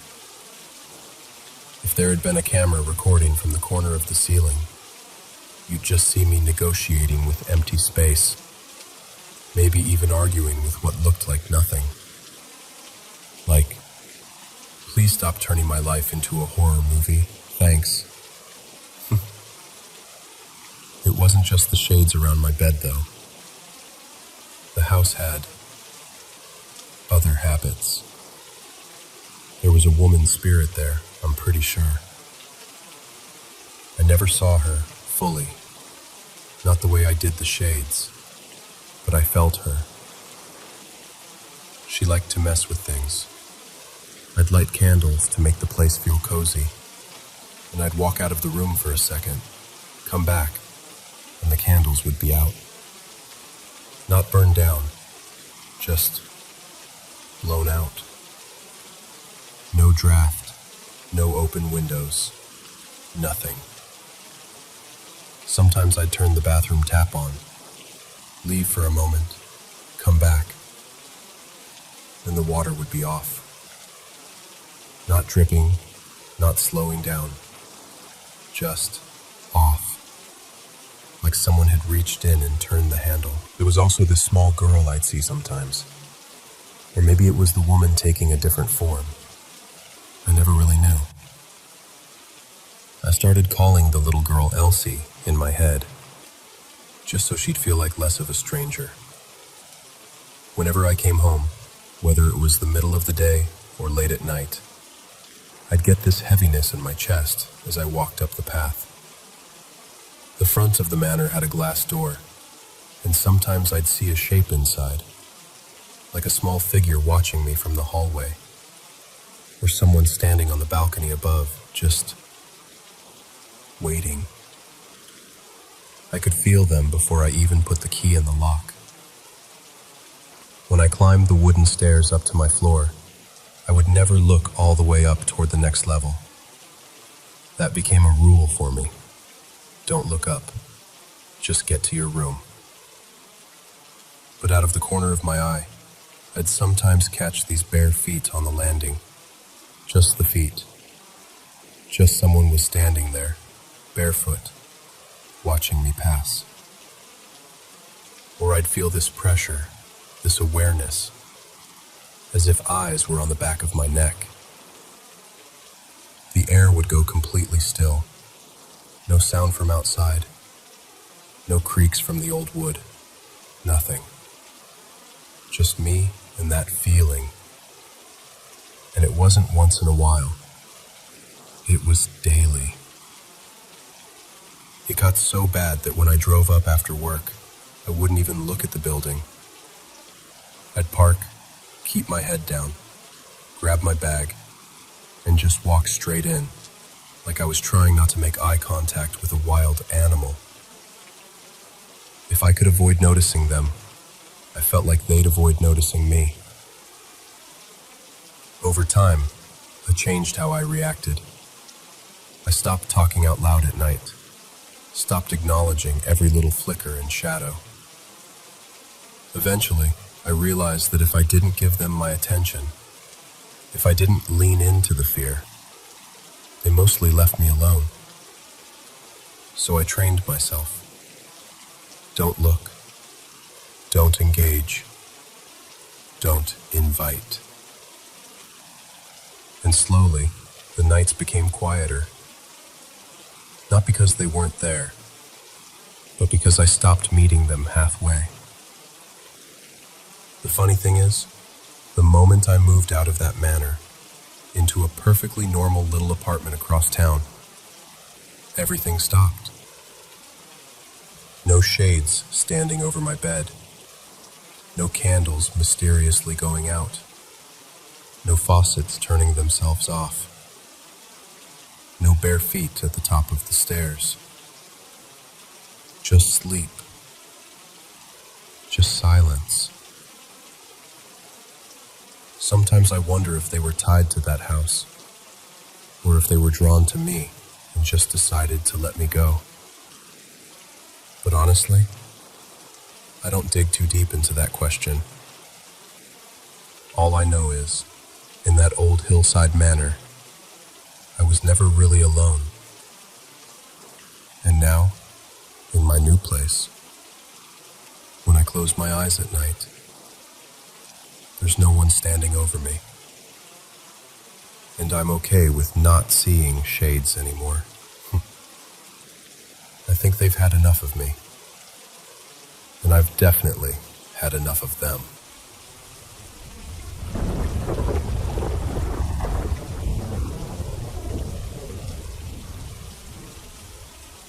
So, there are 5 of us in my family. My mom, my dad, my 2 sisters, Mira and Lila, and me. I'm Arun. Back then, we were living in this small, rented house at the end of a quiet lane. It wasn't creepy at first or anything. It was just normal. But after a few weeks, I started noticing strange little things whenever I was alone. Like, I'd be in the kitchen making tea, and suddenly a spoon would slip off the counter and clatter to the floor, even though it was nowhere near the edge. Or I'd hang my shirt neatly on a hanger, walk away, and a minute later I'd hear a soft thud and find it on the ground. Sometimes a whole row of clothes would tilt and drop like someone had brushed past them. It wasn't just once or twice, it kept happening. My younger sister, Lila, started mentioning similar stuff. She'd say, "Arun, my school uniform just fell off the hanger again. I swear I didn't touch it." But whenever we told Mom, Dad, or Mira, they never experienced any of it themselves. They'd just shrug and say things like, "It's just the wind. You're tired. You're imagining it." Or my dad's favorite, "Gravity, beta. Clothes fall. It's okay." But I always had this feeling, like there was something around us. Not loud or dramatic, just a quiet presence, watching.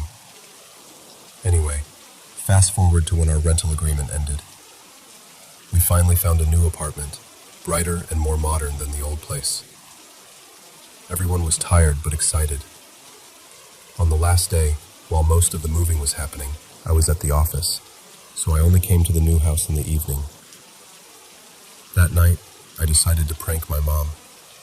I don't even know why I thought that was a good idea, but I did.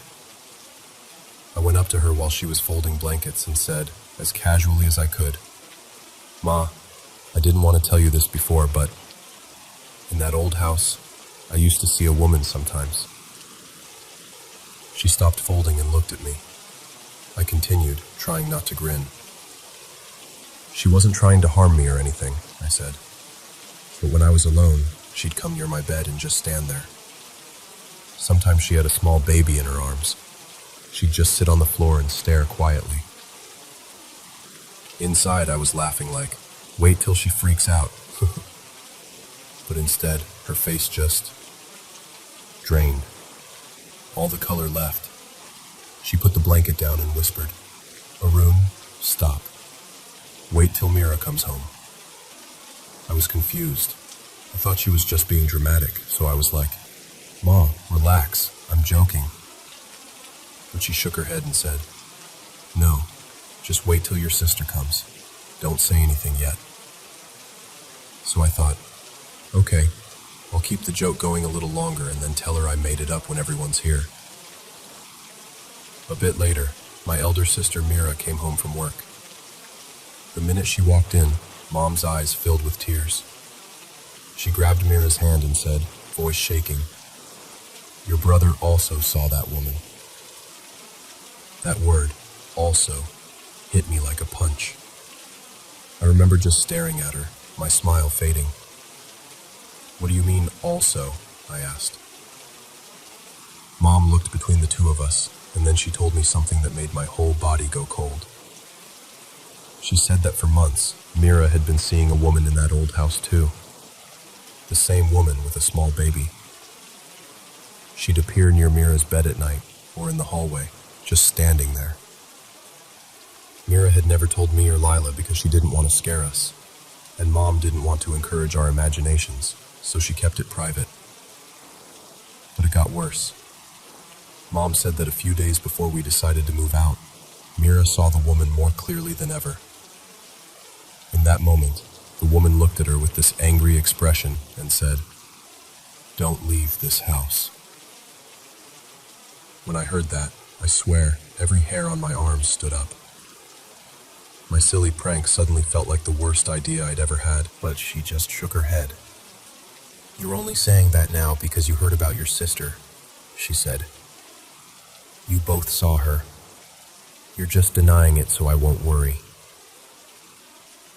No matter how much I insisted, she didn't believe me. Honestly, a part of me started wondering if maybe those small things I'd felt, like the weight of eyes on me, the random chills, weren't just in my head after all. A few days after we settled into the new apartment, things calmed down a bit. No creepy corners, no dark hallways. It felt safer, lighter. We all tried to forget about the old house. Then one night, Mira told us something that brought it all rushing back. We were sitting in the living room after dinner when she said quietly, "I need to tell you what happened last night." She said she'd been sleeping and had one of those half-awake, half-dreaming moments. She felt like she was still in bed, but somehow aware of the room. And in that fuzzy state, she heard a familiar woman's voice. It said, clear and close, right by her ear, "Come meet me. I'm standing outside." Mira told us she felt this strong pull, like she had to listen. In her dream, she got out of bed and walked toward the window. Her hand was literally on the latch. She was about to open it, when suddenly she snapped fully awake, heart racing, still standing near the window in the dark room. She didn't know if she had actually walked there in her sleep or just dreamed it, but the feeling stayed with her. She said the voice was the same woman, the same tone.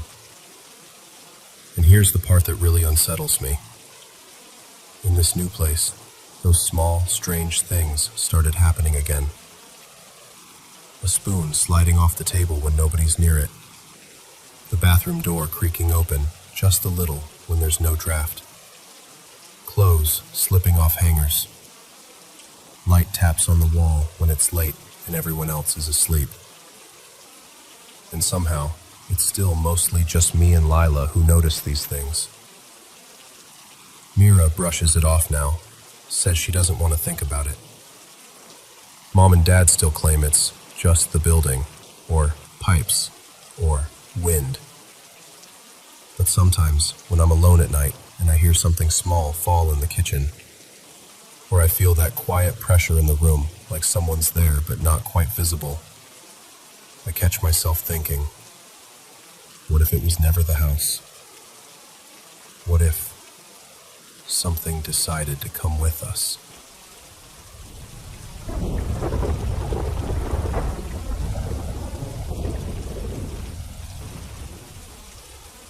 So, this was about 9 months ago, right at the end of winter. For a few nights in a row, my sleep had just fallen apart. I'd lie there, exhausted, but my brain refused to switch off. You know that feeling where you're tired in your bones, but your mind is running laps? That was me. One morning, after barely sleeping again, I just snapped and thought, okay, that's it. I'm going for a run. Maybe if I exhaust myself, I'll finally sleep. It was freezing. The kind of cold where the air bites your face. There was thick fog outside, and it had been so bad that schools and colleges had declared 2 days of holiday. Still, I got up at around 4:45 a.m., pulled on a pair of shorts, a t-shirt, and my running shoes, and stepped out. So, for context, my home is near the Bagmati River. People bring their loved ones' bodies there for cremation or burial. It's that kind of place. And I've always been the person who doesn't believe in ghosts or spirits or anything like that. I used to laugh those things off. Anyway, I started running. From the very beginning, something felt off. My balance felt weird, like my body was out of sync. I told myself it was probably just the sleep deprivation. It was still really dark, and the fog made everything even heavier. But I could see a couple of old men riding past on bicycles. That made me feel a bit safer, like, okay, it's fine. Life is normal. I'm overthinking. And then, it happened. I was running near a small local school I'd passed 100 times before. Suddenly, this cold shiver shot straight down my spine. At the same moment, I heard this sharp, cracking sound. It was so strange, like a mix between a bird screeching in a horror movie and a car slamming its brakes really fast. It sounded like, Kia, this high, sharp, tearing sound. Right then, a dim green light flashed in front of me, like someone flicked a torch on and off really fast. And I felt, very clearly, like something was watching me from above, over my right shoulder. All of this happened in maybe 1/10 of a second. It was so fast that my brain couldn't catch up.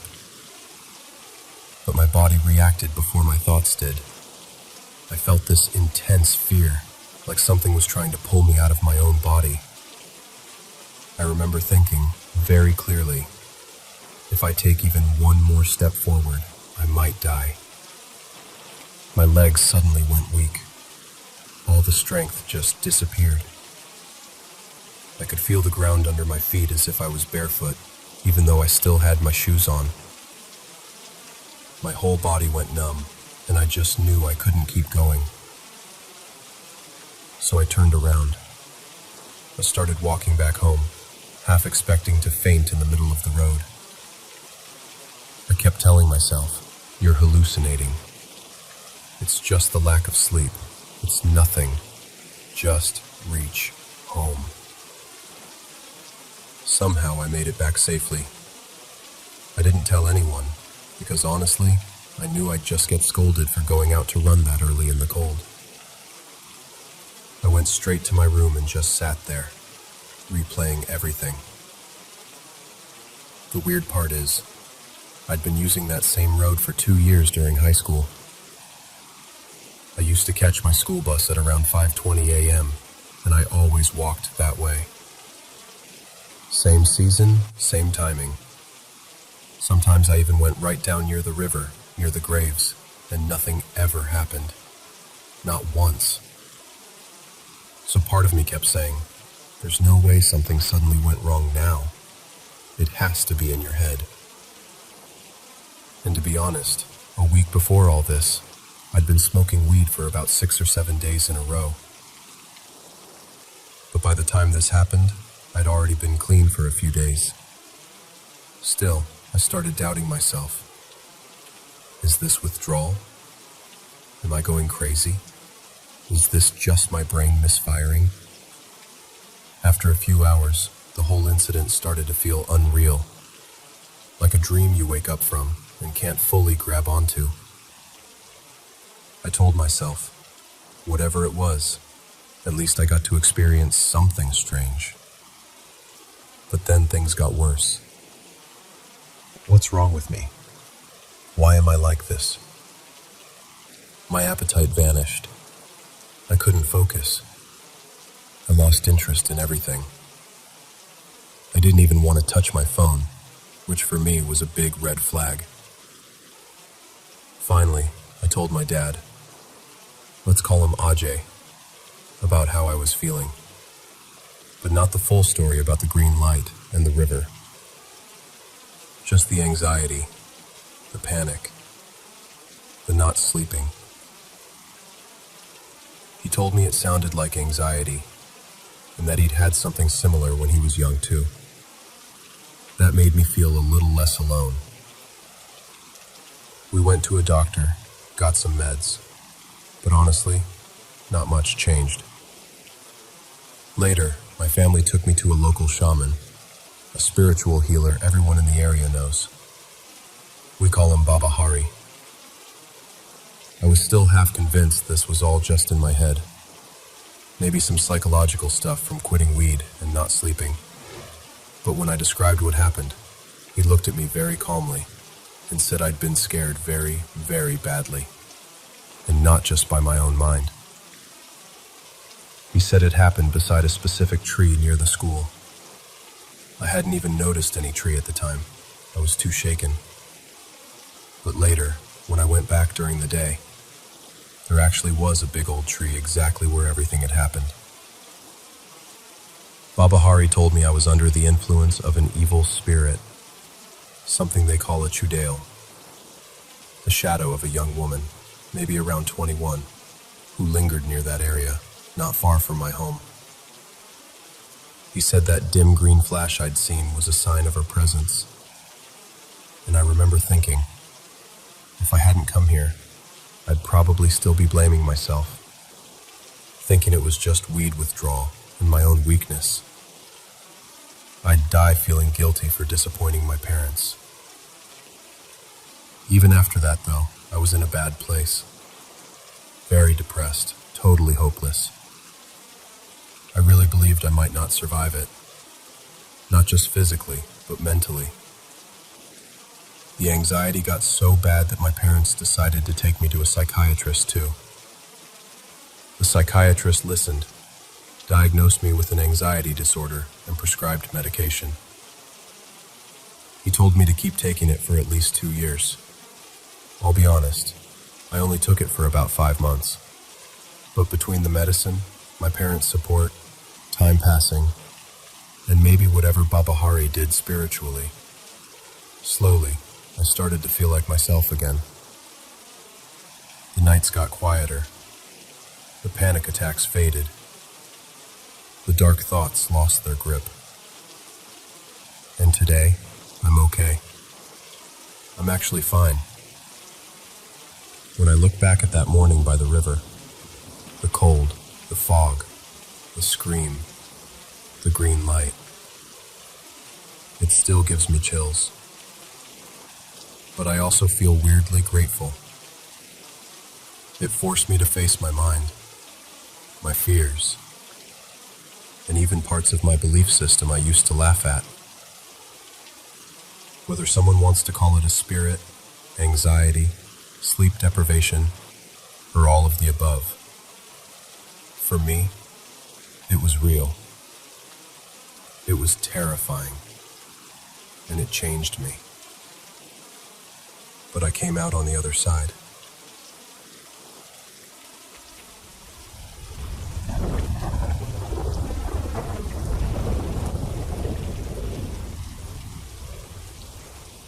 So, hey, I'm 21 now, and I've had a bunch of weird little moments in my life that I definitely label as not normal. This one has been living rent-free in my head for years, so I figured I'd tell it like I remember it. Back then, I was around 9 or 10. My mom had moved us into this new place a couple years before, and the house was just off. The layout was strange, and the energy felt heavy, like the air was thicker than it should be. Instead of a normal front door facing the street, the house was sort of turned sideways. You had to walk down this narrow side path, go through a metal gate, and then you'd hit the actual front door. Because of that, we ended up hanging out a lot in this weird mix of front yard, backyard by the gate. That's where we'd wait for people to arrive. I've got an older brother and an older sister who lived a few hours away back then, like a 2 to 3 hour drive. And there's a pretty big age gap, like 12 to 13 years. They'd come visit when they could and stay for a weekend or a few days. Because of traffic and the distance, they usually showed up late, like between 9 p.m. and midnight. I was obsessed with them, so I always begged to stay up so I could be the one to open the gate when they arrived. On this particular night, it was my brother who was coming down. I'll call him Alex. That alone was rare, because he was always the busy one with work and friends. My sister, let's call her Maya, couldn't make it that trip, and I remember missing her a lot. We're a tight little trio. Whenever Maya visited, she never really called me by my real name. She always used my nickname, Bug, or Bugs, when she was being silly. She'd stand outside the gate and call, "Bug, Bugs," and I'd go running to let her in. So anyway, that night, it's late, closer to 12:30 or 1 a.m., and I'm outside with Alex and my stepdad. My stepdad, who I'll call Rafa, is from this tiny farming town in central Mexico. He's one of those people who fully believes in paranormal stuff. His attitude is basically, if it's weird and you can't explain it, don't mess with it. And he loves to tease me about getting scared. We're all out there in the yard by the gate, just talking, and the conversation drifts into scary stories. Rafa starts sharing things he's heard back in his hometown. Voices in the fields, lights where there shouldn't be lights, that kind of thing. Then Alex starts talking about what he saw when he was younger, staying with relatives in Mexico, and even strange things he'd noticed in the house where I was born. I remember I was really into it, hanging on to every word of this creepy story Alex was telling. He was in the middle of describing something weird he'd seen in the hallway one night when, clear as day, from the direction of the gate, I hear, "Bug." Then again, louder, urgent, "Bugs." It was my sister's voice. Not kind of like her voice, not similar vibe. It was her voice. I didn't even think. I just shot up and ran straight to the gate, heart pounding, totally expecting to see Maya standing there with her overnight bag, laughing. There was no one. The street was quiet, the gate was closed, and there wasn't even a car driving by. Just that weird, heavy silence. As I'm standing there confused, I hear Alex behind me, rushing up. He looks freaked out and goes, "Wait, where is she?" We just stare at each other. He was about 24 or 25 then, a grown man, and I was this little 10-year-old kid, and we both heard the exact same thing. He asked me, "You heard her too, right? She called you." And I was like, "Yeah, she said bug, and then bugs. Twice." And his face just went pale, because that's exactly what he heard too. We go back over it, trying to make sense of it. It was Maya's voice. It came from the gate area. She always called me that nickname when she arrived. We go tell Rafa what happened, and even he gets unsettled, which was scary, because he was usually the one laughing things off or making jokes. He kind of looks around, shakes his head, and goes, "Bueno, ya métanse." Basically, "Okay, go inside." So we do. We lock the door, sit there for a minute, and then all three of us decide to call Maya, just to make sure she isn't somehow outside or on her way. She picks up, sounding totally normal, a little sleepy. She tells us she's at her apartment, nowhere near us, and she hasn't left the city at all that night. She definitely wasn't outside our house, and she definitely hadn't called my nickname through a gate. After we hang up, it gets really quiet. I remember sitting there, this little kid on the couch, realizing that whatever had called out to me knew my sister's voice, knew exactly what she called me, and used that to get my attention. To this day, I still don't know what that was. But it wasn't just me imagining things. My brother heard it too, word for word. And that's the part that still gives me chills.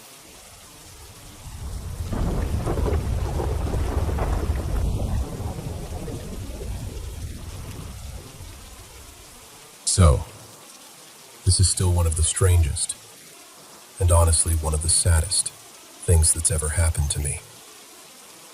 It was about 5 years ago, but even now I sometimes lie awake thinking, was that somehow my fault? Or do I have some kind of weird power I don't understand? I know it sounds irrational, but that's where my mind goes. Anyway, let me start from the beginning. 5 years back, me and my friend, let's call him Mikael, were working as car bodywork apprentices in Norway. We were the same age, went to school together, messed around in the same hallways. We were close. The kind of close where you don't even have to say much. You just look at each other and start laughing.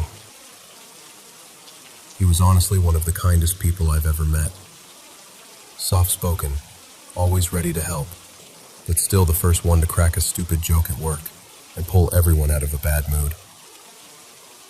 One day, we were at the workshop, and I was working on this special car, the kind they use to transport caskets and dead bodies. A hearse. I remember the smell of metal and paint, that cold, echoey feeling of the garage. Mikael walked over to me like he always did, joking around, talking rubbish, just being himself. And I, being an idiot, looked at the back of the hearse and said, "Would you dare to lie down in there? Because I sure as hell wouldn't." He grinned, of course. He always took a dare. "Yeah, why not?" he said. And before I could say anything else, he climbed into the back and lay down.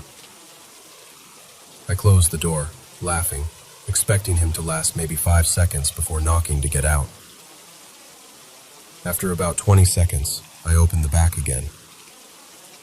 And there he was, lying perfectly still, hands folded over his chest, just like a real dead person. Exactly the way you imagine someone in a coffin. For a second, it gave me chills. It was too realistic. Too wrong. I tried to shake it off and joked. "So, did you feel anything? How was it, huh? Meet any ghosts in there?" He got out, shrugged a little and said, "Nah, it was just cold." We laughed. Just another dumb moment between friends. We didn't think anything of it. No superstition, no bad feeling strong enough to stop us. It was just one of those stupid young guy jokes that you never imagine will mean anything. But then came the day I'll never forget. 1 or 2 weeks later, my phone rang. It was my boss. His voice was different, heavy. He said, "I'm so sorry to tell you this, but Mikael is dead." For a few seconds, I honestly thought he was joking, like it was some messed up prank. Then he kept talking, and my brain just froze. I can't even remember his exact words, just fragments. Car accident. On the way to a course. In another town. It felt like someone had reached inside my chest and just squeezed everything. Mikael had been driving to this work-related course. We had actually planned to go together. Right up to the last moment, the plan was, we ride there, side by side. And then, for some reason I still can't clearly explain, I decided not to go. Last minute, No real reason. Just, I'll skip it. So he went alone. He died in a tunnel. The tunnel is near my town. The strange thing is, he didn't even live there. He was from another town. The tunnel is called something else in real life, but let's just call it Nordhaven Tunnel. I lived in Nordhaven. He didn't. At first, it just felt like a horrible accident. Wrong place, wrong time. But a few years later, I found out more details. And that's when everything started to feel off. I found out that Mikhail's car had crossed into oncoming traffic and collided with a truck. And the truck driver? He was from my country. I'm a foreigner living in Norway. Of all the drivers on that road, of all the trucks he could have met in that exact moment, it was someone from my own country behind the wheel. And there's more. Mikhail died in December. Exactly 1 year earlier, also in December, another guy from our job had died. He had just finished his apprenticeship and then passed away from cancer. Let's call him Jonas. So 1 December, the newly finished apprentice dies of cancer. A year later, another apprentice, my friend, dies in a car accident. 2 young guys, same workplace, both apprentices, both gone in December. I know it might just be coincidence, but when you're the one standing in the middle of it, it feels like too much. And my mind kept going back to that moment in the hearse. My friend lies in the back of a car meant for the dead. A short time later, he dies. I was supposed to be with him that day, in the car to the course, but I wasn't. The truck that hit him was driven by someone from my country. Another apprentice from the same job had died just a year before. All these little pieces, piling up. It started to mess with my head. I kept asking myself, did I do something? Was it a sign? Is there something wrong with me? Logically, I know I don't control accidents. I know people die every day. I know coincidences happen. But the human brain doesn't always care about logic, especially when it's grieving and guilty and confused. And there's another part to my story. Let's call it part 2. It's not directly about Mikhail's accident.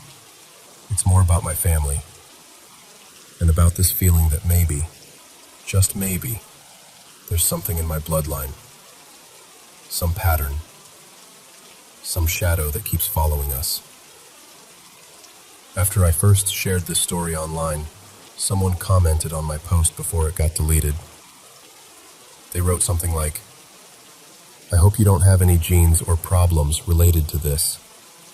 Try to remember the good times. I won't be able to answer you why." And that stuck with me.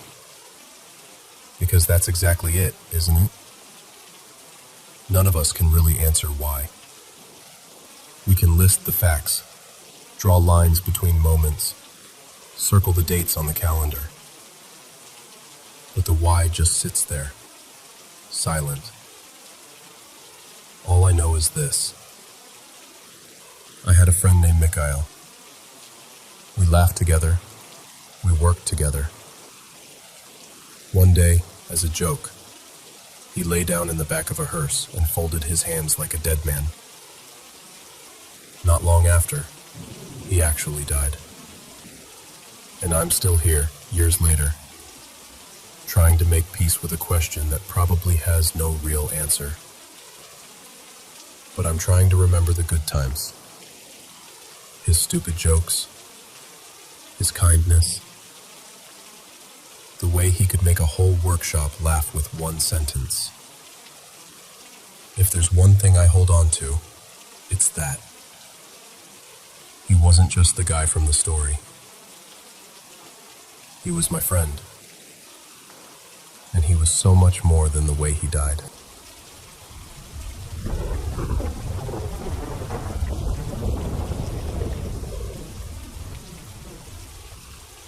You know, before I start, I should say this. I don't live in America, and Russian is my native language. I'm from Kazakhstan, from the steppe, and I'm actually translating this in my head as I talk to you. All my life, I've seen a lot of strange things, but I still consider myself a skeptic. I'm that annoying person who always tries to find a logical explanation first. Always. Even when logic is the last thing that fits. I could sit with you for hours and tell you stories that, honestly, I still can't fully explain. Like the UFO almost my entire class saw once. We stood there at recess, all of us, staring at the sky and then arguing about it the whole break. Or the time, when I was a kid, that a Quran fell off a high shelf in my grandmother's house, even though no one was near it and there was no draft. My mom swears that house was, let's say, active. Footsteps, whispers, little things moving around. She talks about it so calmly that it's even scarier. And for some reason, a lot of these stories are connected with cemeteries. My classmates once told me something that really shook me. They were sure they saw me walking calmly through the cemetery in the middle of the day, even waved to me, only to find out later I'd been at home the whole time. To this day, they insist it was me. I insist it wasn't. We just look at each other like, well, okay then. Just so we're clear, I don't have any mental issues. I'm not someone who scares easily. And I always look for logic first.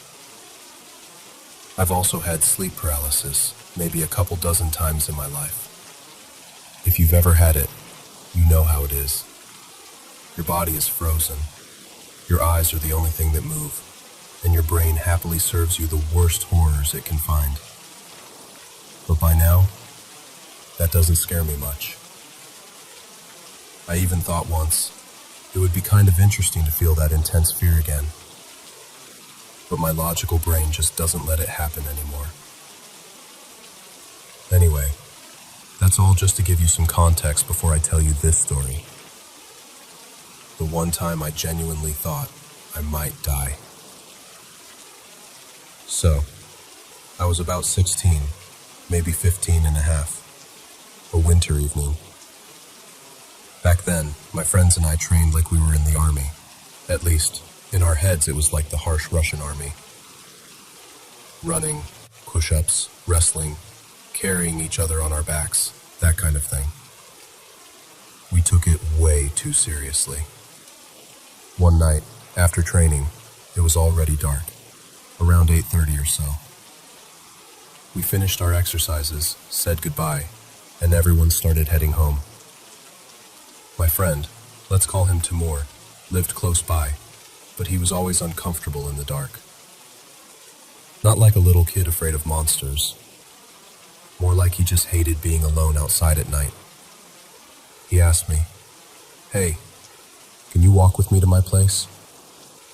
It was sort of on my way anyway, so I said sure. To explain the route, my usual way home goes along a road that passes near a cemetery. That's normal for us. The cemetery isn't far from the village. It's just there. So I walked Timur to his house. We joked a bit at the door, and then I turned around to head home alone. That's when I realized something. If I cut between two cemeteries instead of going around them, it would be the shortest way home. In winter, when it's cold and dark, the shortest way always looks like the smartest way. The sky that night was completely clear, not a single cloud. The moon was almost full, bright enough that I honestly didn't even need a flashlight. The snow on the step made everything glow. If you've ever seen moonlight on clean snow, you know how bright it can get. You can see your own shadow like it's daytime. So there I am, walking along the snowy road between two rows of graves and enclosures. One cemetery on the left, one on the right. It's quiet. Too quiet, actually. The kind of quiet where you can hear your own breath and the crunch of your boots. At some point, I catch myself thinking, I keep seeing something move from shadow to shadow, like something jumping between them. Of course, I immediately tell myself, relax, it's your imagination. Shadows, branches, whatever. You're just tired from training. I keep walking, but now I'm glancing around more often. Left, right, behind. You know how it is. You try to act calm, but your body doesn't believe you. Then my attention sticks to one specific place. There's a square cemetery with a tree growing in the middle, and right next to it is one of those tall pyramid-shaped mausoleums. I'm walking, looking around, and my eyes keep sliding back to that tree. At first I can't figure out what's wrong with it. It's winter. All the other trees are bare, just branches against the sky. You can see through them, see the graves and fences behind them. But this one... I squint a little and suddenly realize this tree looks like it still has leaves. Not real leaves, but its crown is dense, solid, dark. The others are like skeletons. This one is just a black mass. So now I'm walking forward, trying to be logical. Maybe it's a different kind of tree. Maybe it's a bush. Maybe there's some cloth or something stuck in it. I keep analyzing it. At the same time, I just can't take my eyes off it. My steps are automatic. My whole attention is on this leafy tree. And then it hits me. Those aren't leaves. That's not even a tree anymore. The black shape has grown. It's become too thick, too heavy, if that makes sense. I suddenly understand that what I'm looking at is no longer a tree, but a massive shadow shaped like a tree. Taller than it should be. Wider than it should be. And somehow, without me noticing when it happened, that dark shape has stretched and merged with the shadow of the pyramid mausoleum beside it. I stop. I look at it. And I realize this is not a trick of the eye anymore, at least not the usual kind. The shadow, this huge, dark thing, reaches out over the snow. And here's the worst part. The bottom edge of the shadow is no longer behind the pyramid or under it. It's in the open. It's lying on the snow between me and the mausoleum. There's absolutely nothing there that could cast such a shadow. No tree that tall, no pole, no building. Just open step, smooth snow, starlight, and this unnatural darkness stretching across the ground. The distance between me and that pyramidal grave is maybe the length of a small football field. And in the middle of that empty white space, there's this shadow, rising up as tall as a 3-story building. My body starts to react before my brain does. I feel that familiar sensation from sleep paralysis trying to creep in. Your limbs get heavy. Your breathing starts to slow down. Your muscles want to lock. It's like my body is about to switch into observer mode. The one where you're awake inside, but your body won't obey you. And here's the strange part. At that exact moment, I'm curious. There's a part of me that wants to step toward it. I want to know what it is. I want to see what happens if I walk straight into that shadow. Will I pass through it? Will it move? Will it notice me? But there's another part of me, very loud, very primal, screaming. If you go into that shadow, you're not coming back the same. Or at all. So I stand there, staring at it, and I feel the choice forming inside me. Curiosity or survival. And for once, thank God, survival wins. Without taking my eyes off the shadow, I force my foot to move backward. It feels like I'm pushing through thick mud. Then the other foot. One step, another, then another. The further I move away, the easier it gets. My muscles slowly unlock. My breathing evens out, and I feel control returning to my body. With every meter I put between myself and that shadow, it gets smaller. It thins out, shrinks, settles. Eventually, it looks like it did at the beginning. Just a tree next to a pyramid-shaped grave, with a normal winter shadow under the moonlight. I don't know how long I watched it. Maybe a few seconds, maybe a full minute. Then I made a very simple, very wise decision. I turned away from that place, walked around the cemetery, and took a different road. That road had lanterns, ugly yellow lights, ice on the ground, dog tracks in the snow.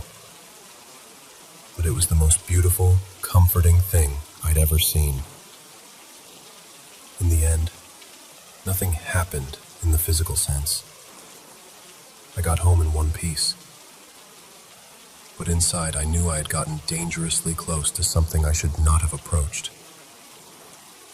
Whether it was a trick of the brain, some kind of hallucination, or something we don't have words for, I still don't know. I only know how it felt. So here's the conclusion I've drawn for myself. And maybe it'll be useful to you, too. If you ever find yourself staring at a shadow, or at some strange shape, and you feel that weird pull, like it's hypnotizing you, like your body wants to shut down while your eyes stay open, don't play the hero. Don't test it. Don't see what happens. Step back. Break eye contact if you can. Listen to your body. If every nerve in you is screaming to get away, trust that instinct. In my case, the fear of death turned out to be stronger than my curiosity. And that probably saved me from doing something truly stupid. I'm still a skeptic. I still look for logic. But I also respect that there are things, especially in places like cemeteries, in the middle of the steppe at night, that sit right on the edge of what we understand. And if you ever walk between two cemeteries under a bright winter moon, I genuinely hope all you see are normal, boring trees.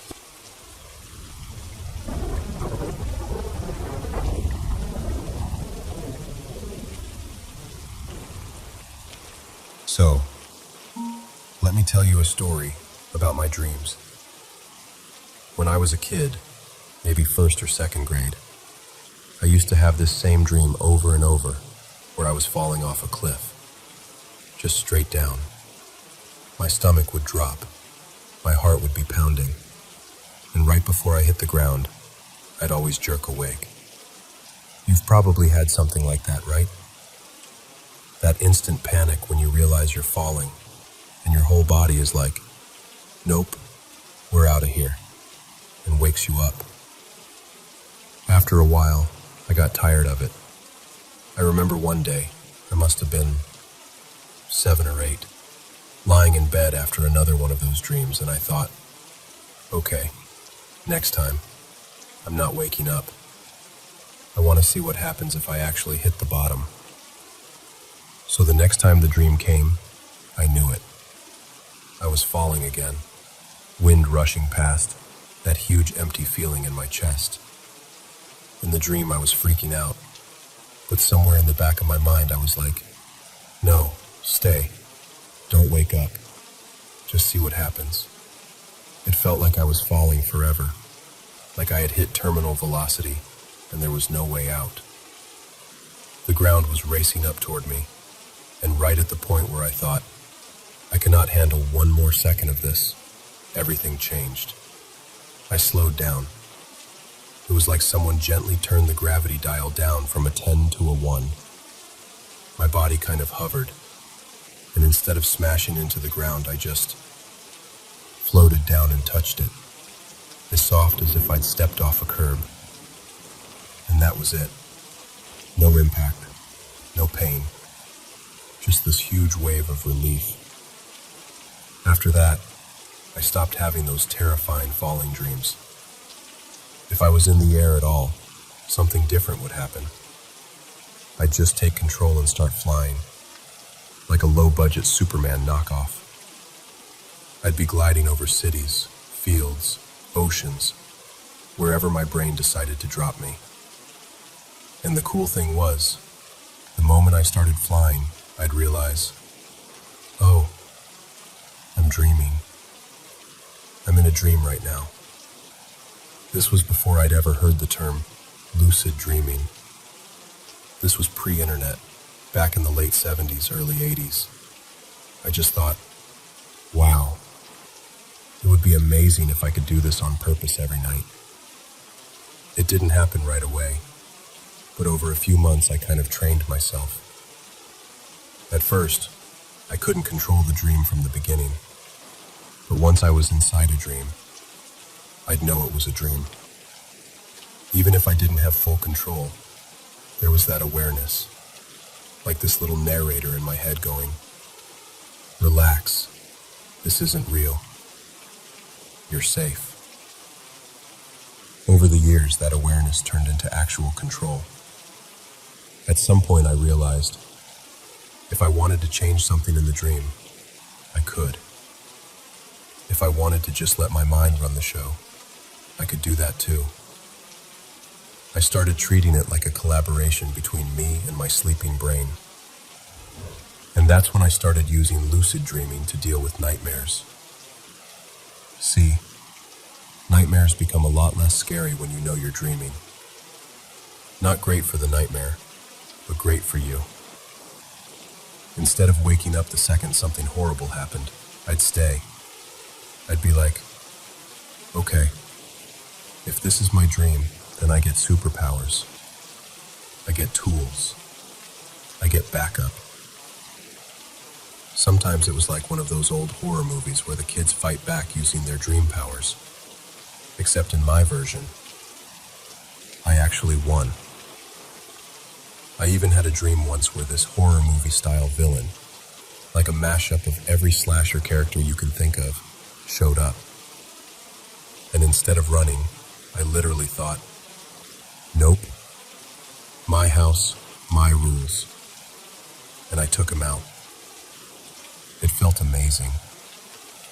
All of that got me really interested in dreams in general. I'd wake up thinking about them, writing bits down, wondering what they meant.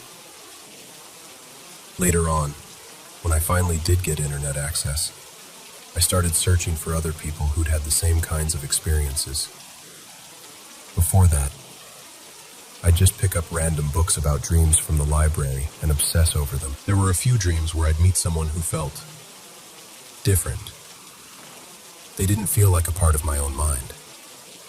They felt too specific, too alive, like they had their own inner world that wasn't just mine. It made me wonder if, somehow, I was sharing a dream with someone else. So one night, while lucid, I met this person. Let's call them Riley. They had that same distinct presence, like they weren't just a background character. And in the dream, I thought, okay, this is it. This is the kind of person I've been curious about. Right there, inside the dream, I explained the idea to them. I said, look, if this is real, if you're not just part of my imagination, then we should come up with a password. A simple word. Something we can say if we ever meet in real life. That way, if we both remember it, we'll know this wasn't just in my head. We agreed it had to be something ordinary. Something you could slip into conversation without sounding too strange. And we both promised, still in the dream, to try really hard to remember each other and that word when we woke up, even though we knew how quickly dreams fade.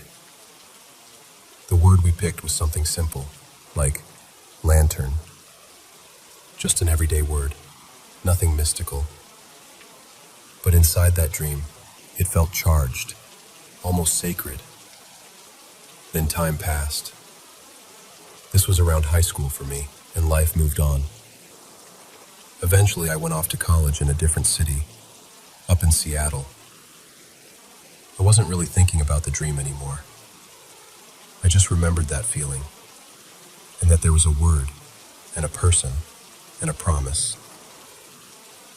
One day I got off a bus downtown, right near this busy intersection where everyone's rushing around, and someone got off at the same stop. We were walking in the same direction, and we kind of glanced at each other, with that weird little spark of recognition you sometimes get, like, do I know you? Have we met before? We both did that awkward half-smile, half-stare thing, and I had this strange feeling in my chest, this little nudge. Say the word. Try it. So as we were talking, small talk at first, just where we were headed, what we were studying, I casually slipped the word lantern into the conversation. Totally out of context, but said in a way that you could almost justify. The moment I said it, their eyes went wide.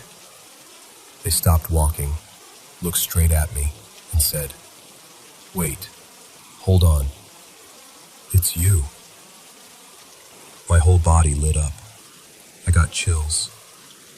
We both kind of freaked out, in that excited, slightly shaky way, because we both remembered.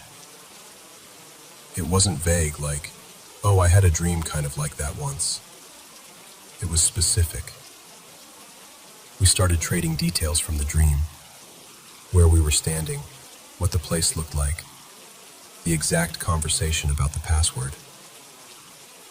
We were almost whispering the word, even though to anyone passing by, it would have just sounded like we really liked talking about lanterns or camping gear or something. Out of context, it was nothing. But to us, it was proof. I don't remember everything we said after that. I just remember thinking, this is wild. I actually met someone in real life that I first met in a dream. We eventually went our separate ways. I honestly can't even picture their face clearly anymore. Dreams are like that, and honestly, so is memory. But that moment stuck with me. That feeling stuck with me. It was the moment I stopped thinking of dreams as just some private little movie my brain plays when the lights go out. It made me start to wonder if dreams are some kind of built-in network, a kind of organic bionet, if you will. Or maybe, just maybe, our minds can overlap for a while. I don't know for sure what happened. I can't prove any of it, but I know how it felt. And every time I catch myself falling in a dream now, I still remember that first time I chose not to wake up, and how everything changed the moment I decided to hit the ground.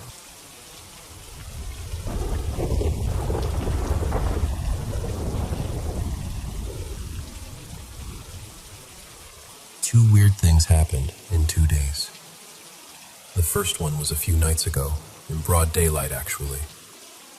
I was in bed with my baby boy. His name's Milo. He's just turned 1.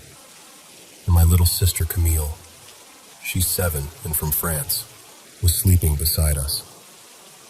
I must have drifted off, because the next thing I know, Camille is nudging me awake, and Milo kind of sits up on my lap, all warm and floppy, like babies do. I'm propped halfway up in bed, still groggy, and then I hear this little crackling noise. It's coming from this small radio we shoved in a box by the bedroom door. That catches my attention, so I look toward the door. The door is barely open, just a crack. But through that crack, I see something pass by. It looked like an armful of hair. Not normal hair, but this massive, heavy clump of dry, matted, wiry brown hair sliding past, like it was attached to something walking by. I know that sounds weird, but it didn't look like hair from a hairbrush or from the shower drain. It looked dense, like it had weight to it. Imagine if someone needle felted a huge cloud of dry brown hair, and then there were bits of gray and blonde woven through it. Little strands sticking out in all directions like thin wires. It almost looked textured, like it would scratch if you touched it. And here's the thing. The door was only open a sliver, but there was so much of it passing by that I knew whatever it was had to be big. Because I was holding Milo, he was blocking my view of the lower part, so I couldn't see if there were legs, feet, anything like that. Just that awful, thick, matted hair sliding past the crack. For context, we've got this very classy, very DIY baby gate situation going on. Our landlord doesn't want us installing a proper gate because it might mark the wood. So we're using my son's old foam climbing block as a kind of barrier across the door. On top of that, we stacked a couple of boxes, and in one of those boxes is this little handheld radio that's still turned on. It sits directly across from the bedroom door. So I'm staring at the door. The radio is crackling by itself, and this hairy thing just glides across the opening. I blurt out, super loud, "What the bleep was that?" Camille sees my face and instantly knows something is wrong. She yanks the blanket up over her eyes, and in French, she whispers that she's scared. I can hear her voice getting shaky. I start calling for my partner, Leo, who that night was sleeping in Milo's room, because Camille hadn't wanted to sleep alone in there, so he gave up his spot. Camille joins in. Now she's actually crying and yelling too, because at this point I'm thinking, okay, someone has broken into our home. Some weirdo is in the hallway. This is it. This is how people die in horror movies. Leo rushes in, all confused, and I tell him there's someone in the house, that I saw something go by the door. He does a full sweep of the apartment, checking closets, the bathroom, under beds, everything. There's nothing. No one. That was on the 13th. I tried to shrug it off, maybe I imagined it. Maybe it was a shadow. Maybe I'm just exhausted. I want there to be a normal reason. I always do. But then tonight happened. Tonight was worse. It's about 3:30 in the morning. Leo likes to sit out on the patio late at night, scrolling or just unwinding, so I assumed he was out there. I was in bed with Milo again. He'd fallen asleep curled up against me. I woke up more fully this time because I was trying to find my phone. I knew I'd fallen asleep with it nearby, but when I pat around the bed, the pillow, under the blanket, it's just gone. As I'm doing this, I hear it. Creaking.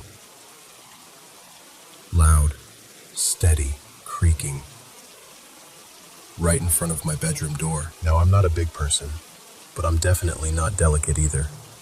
I tried the next day to recreate that sound by just walking there, and I had to stomp to get it that loud. Whatever this was, it sounded like it had real weight. Anyway, back to the moment. Milo is asleep in one of my arms, and I'm trying desperately not to wake him as I feel around for my phone with my free hand. My heart is pounding. My brain is doing that thing where it's like, stay calm, be logical, don't panic. Meanwhile, the creaking is still going. No pauses, just this relentless, heavy shifting outside my door. I call out for Leo, sort of halfway between a whisper and a shout, because I don't want to wake Milo. No answer. The creaking keeps going. I start thinking, okay, if this thing, whatever it is, shows itself in that door crack, I'm done. I will either pass out, or cry, or both. Maybe all three. I call Leo's name again, louder this time, honestly expecting Milo to start fussing, but he doesn't even stir. He's still breathing all slow and peaceful against me, completely oblivious. I carefully put him down in the middle of the bed and keep searching for my phone. When I fell asleep earlier, he was below me in the middle of the mattress, so I figured maybe the phone slipped under him and moved when I picked him up. I lift the blankets, feel under him, check all around where he was. Nothing. Meanwhile, that creaking is still going on. Right at my door. No breaks. Just that 2-second rhythm. At this point, I'm sweating. I'm scared and mad and just done.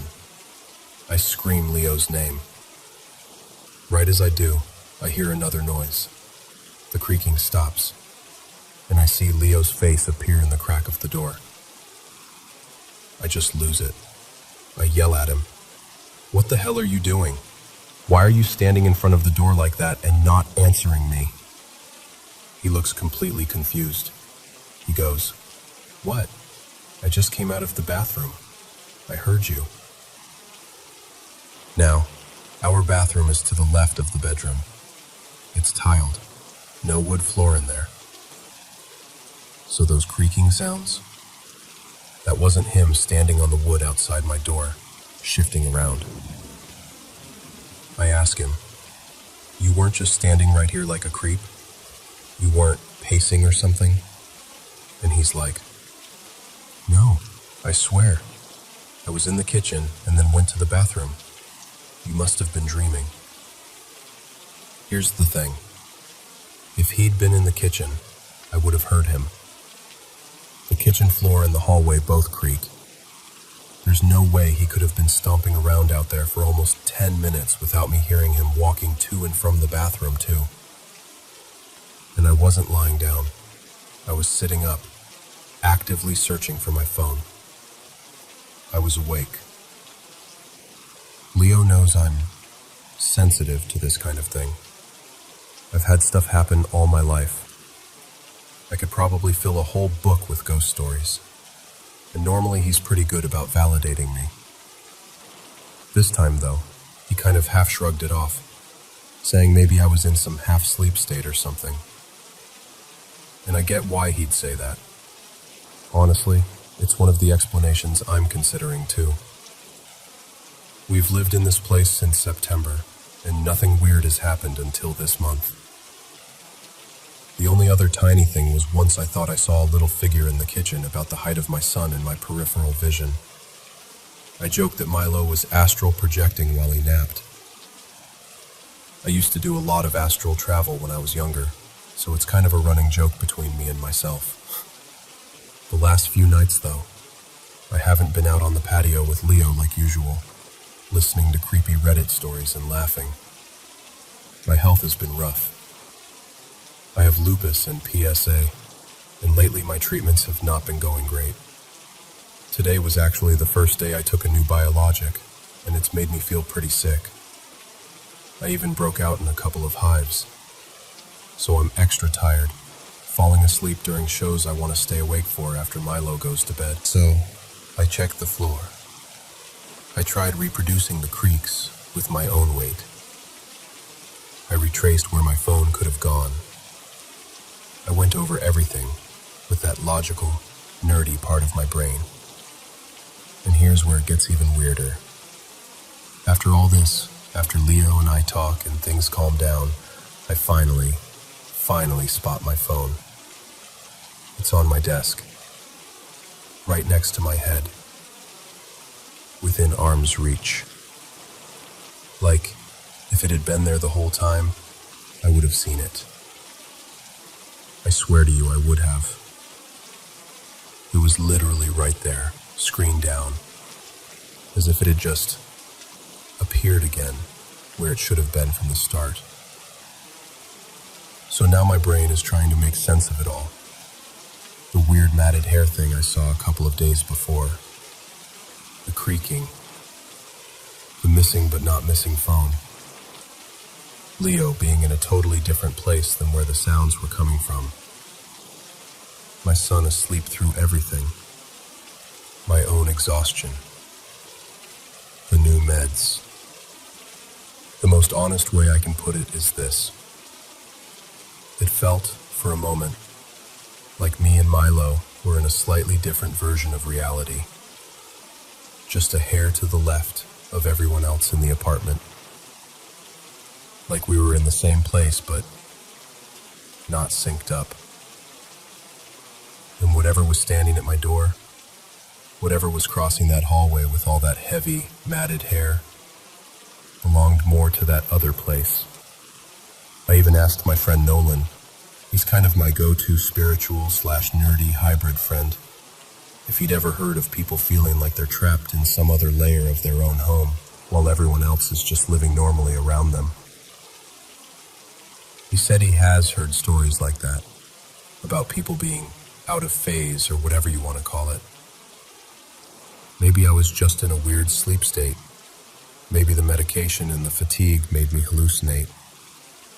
Those are real possibilities, and I take them seriously. But both experiences, back to back like that, it's a lot to write off as coincidence. Right now, I'm surprisingly calm. There's a part of me that wants to freak out, but the bigger part of me is just watching, observing, taking mental notes like, okay, if this happens again, what time is it? What's the light like? Who's awake? Where's the phone really? I love this home. Up until this month, I've never felt anything bad here. And even now, I don't feel like whatever this is wants to hurt us. I'm cautious, but I'm not living in constant fear. So that's where I'm at. Half scientist, half ghost magnet, very tired mom.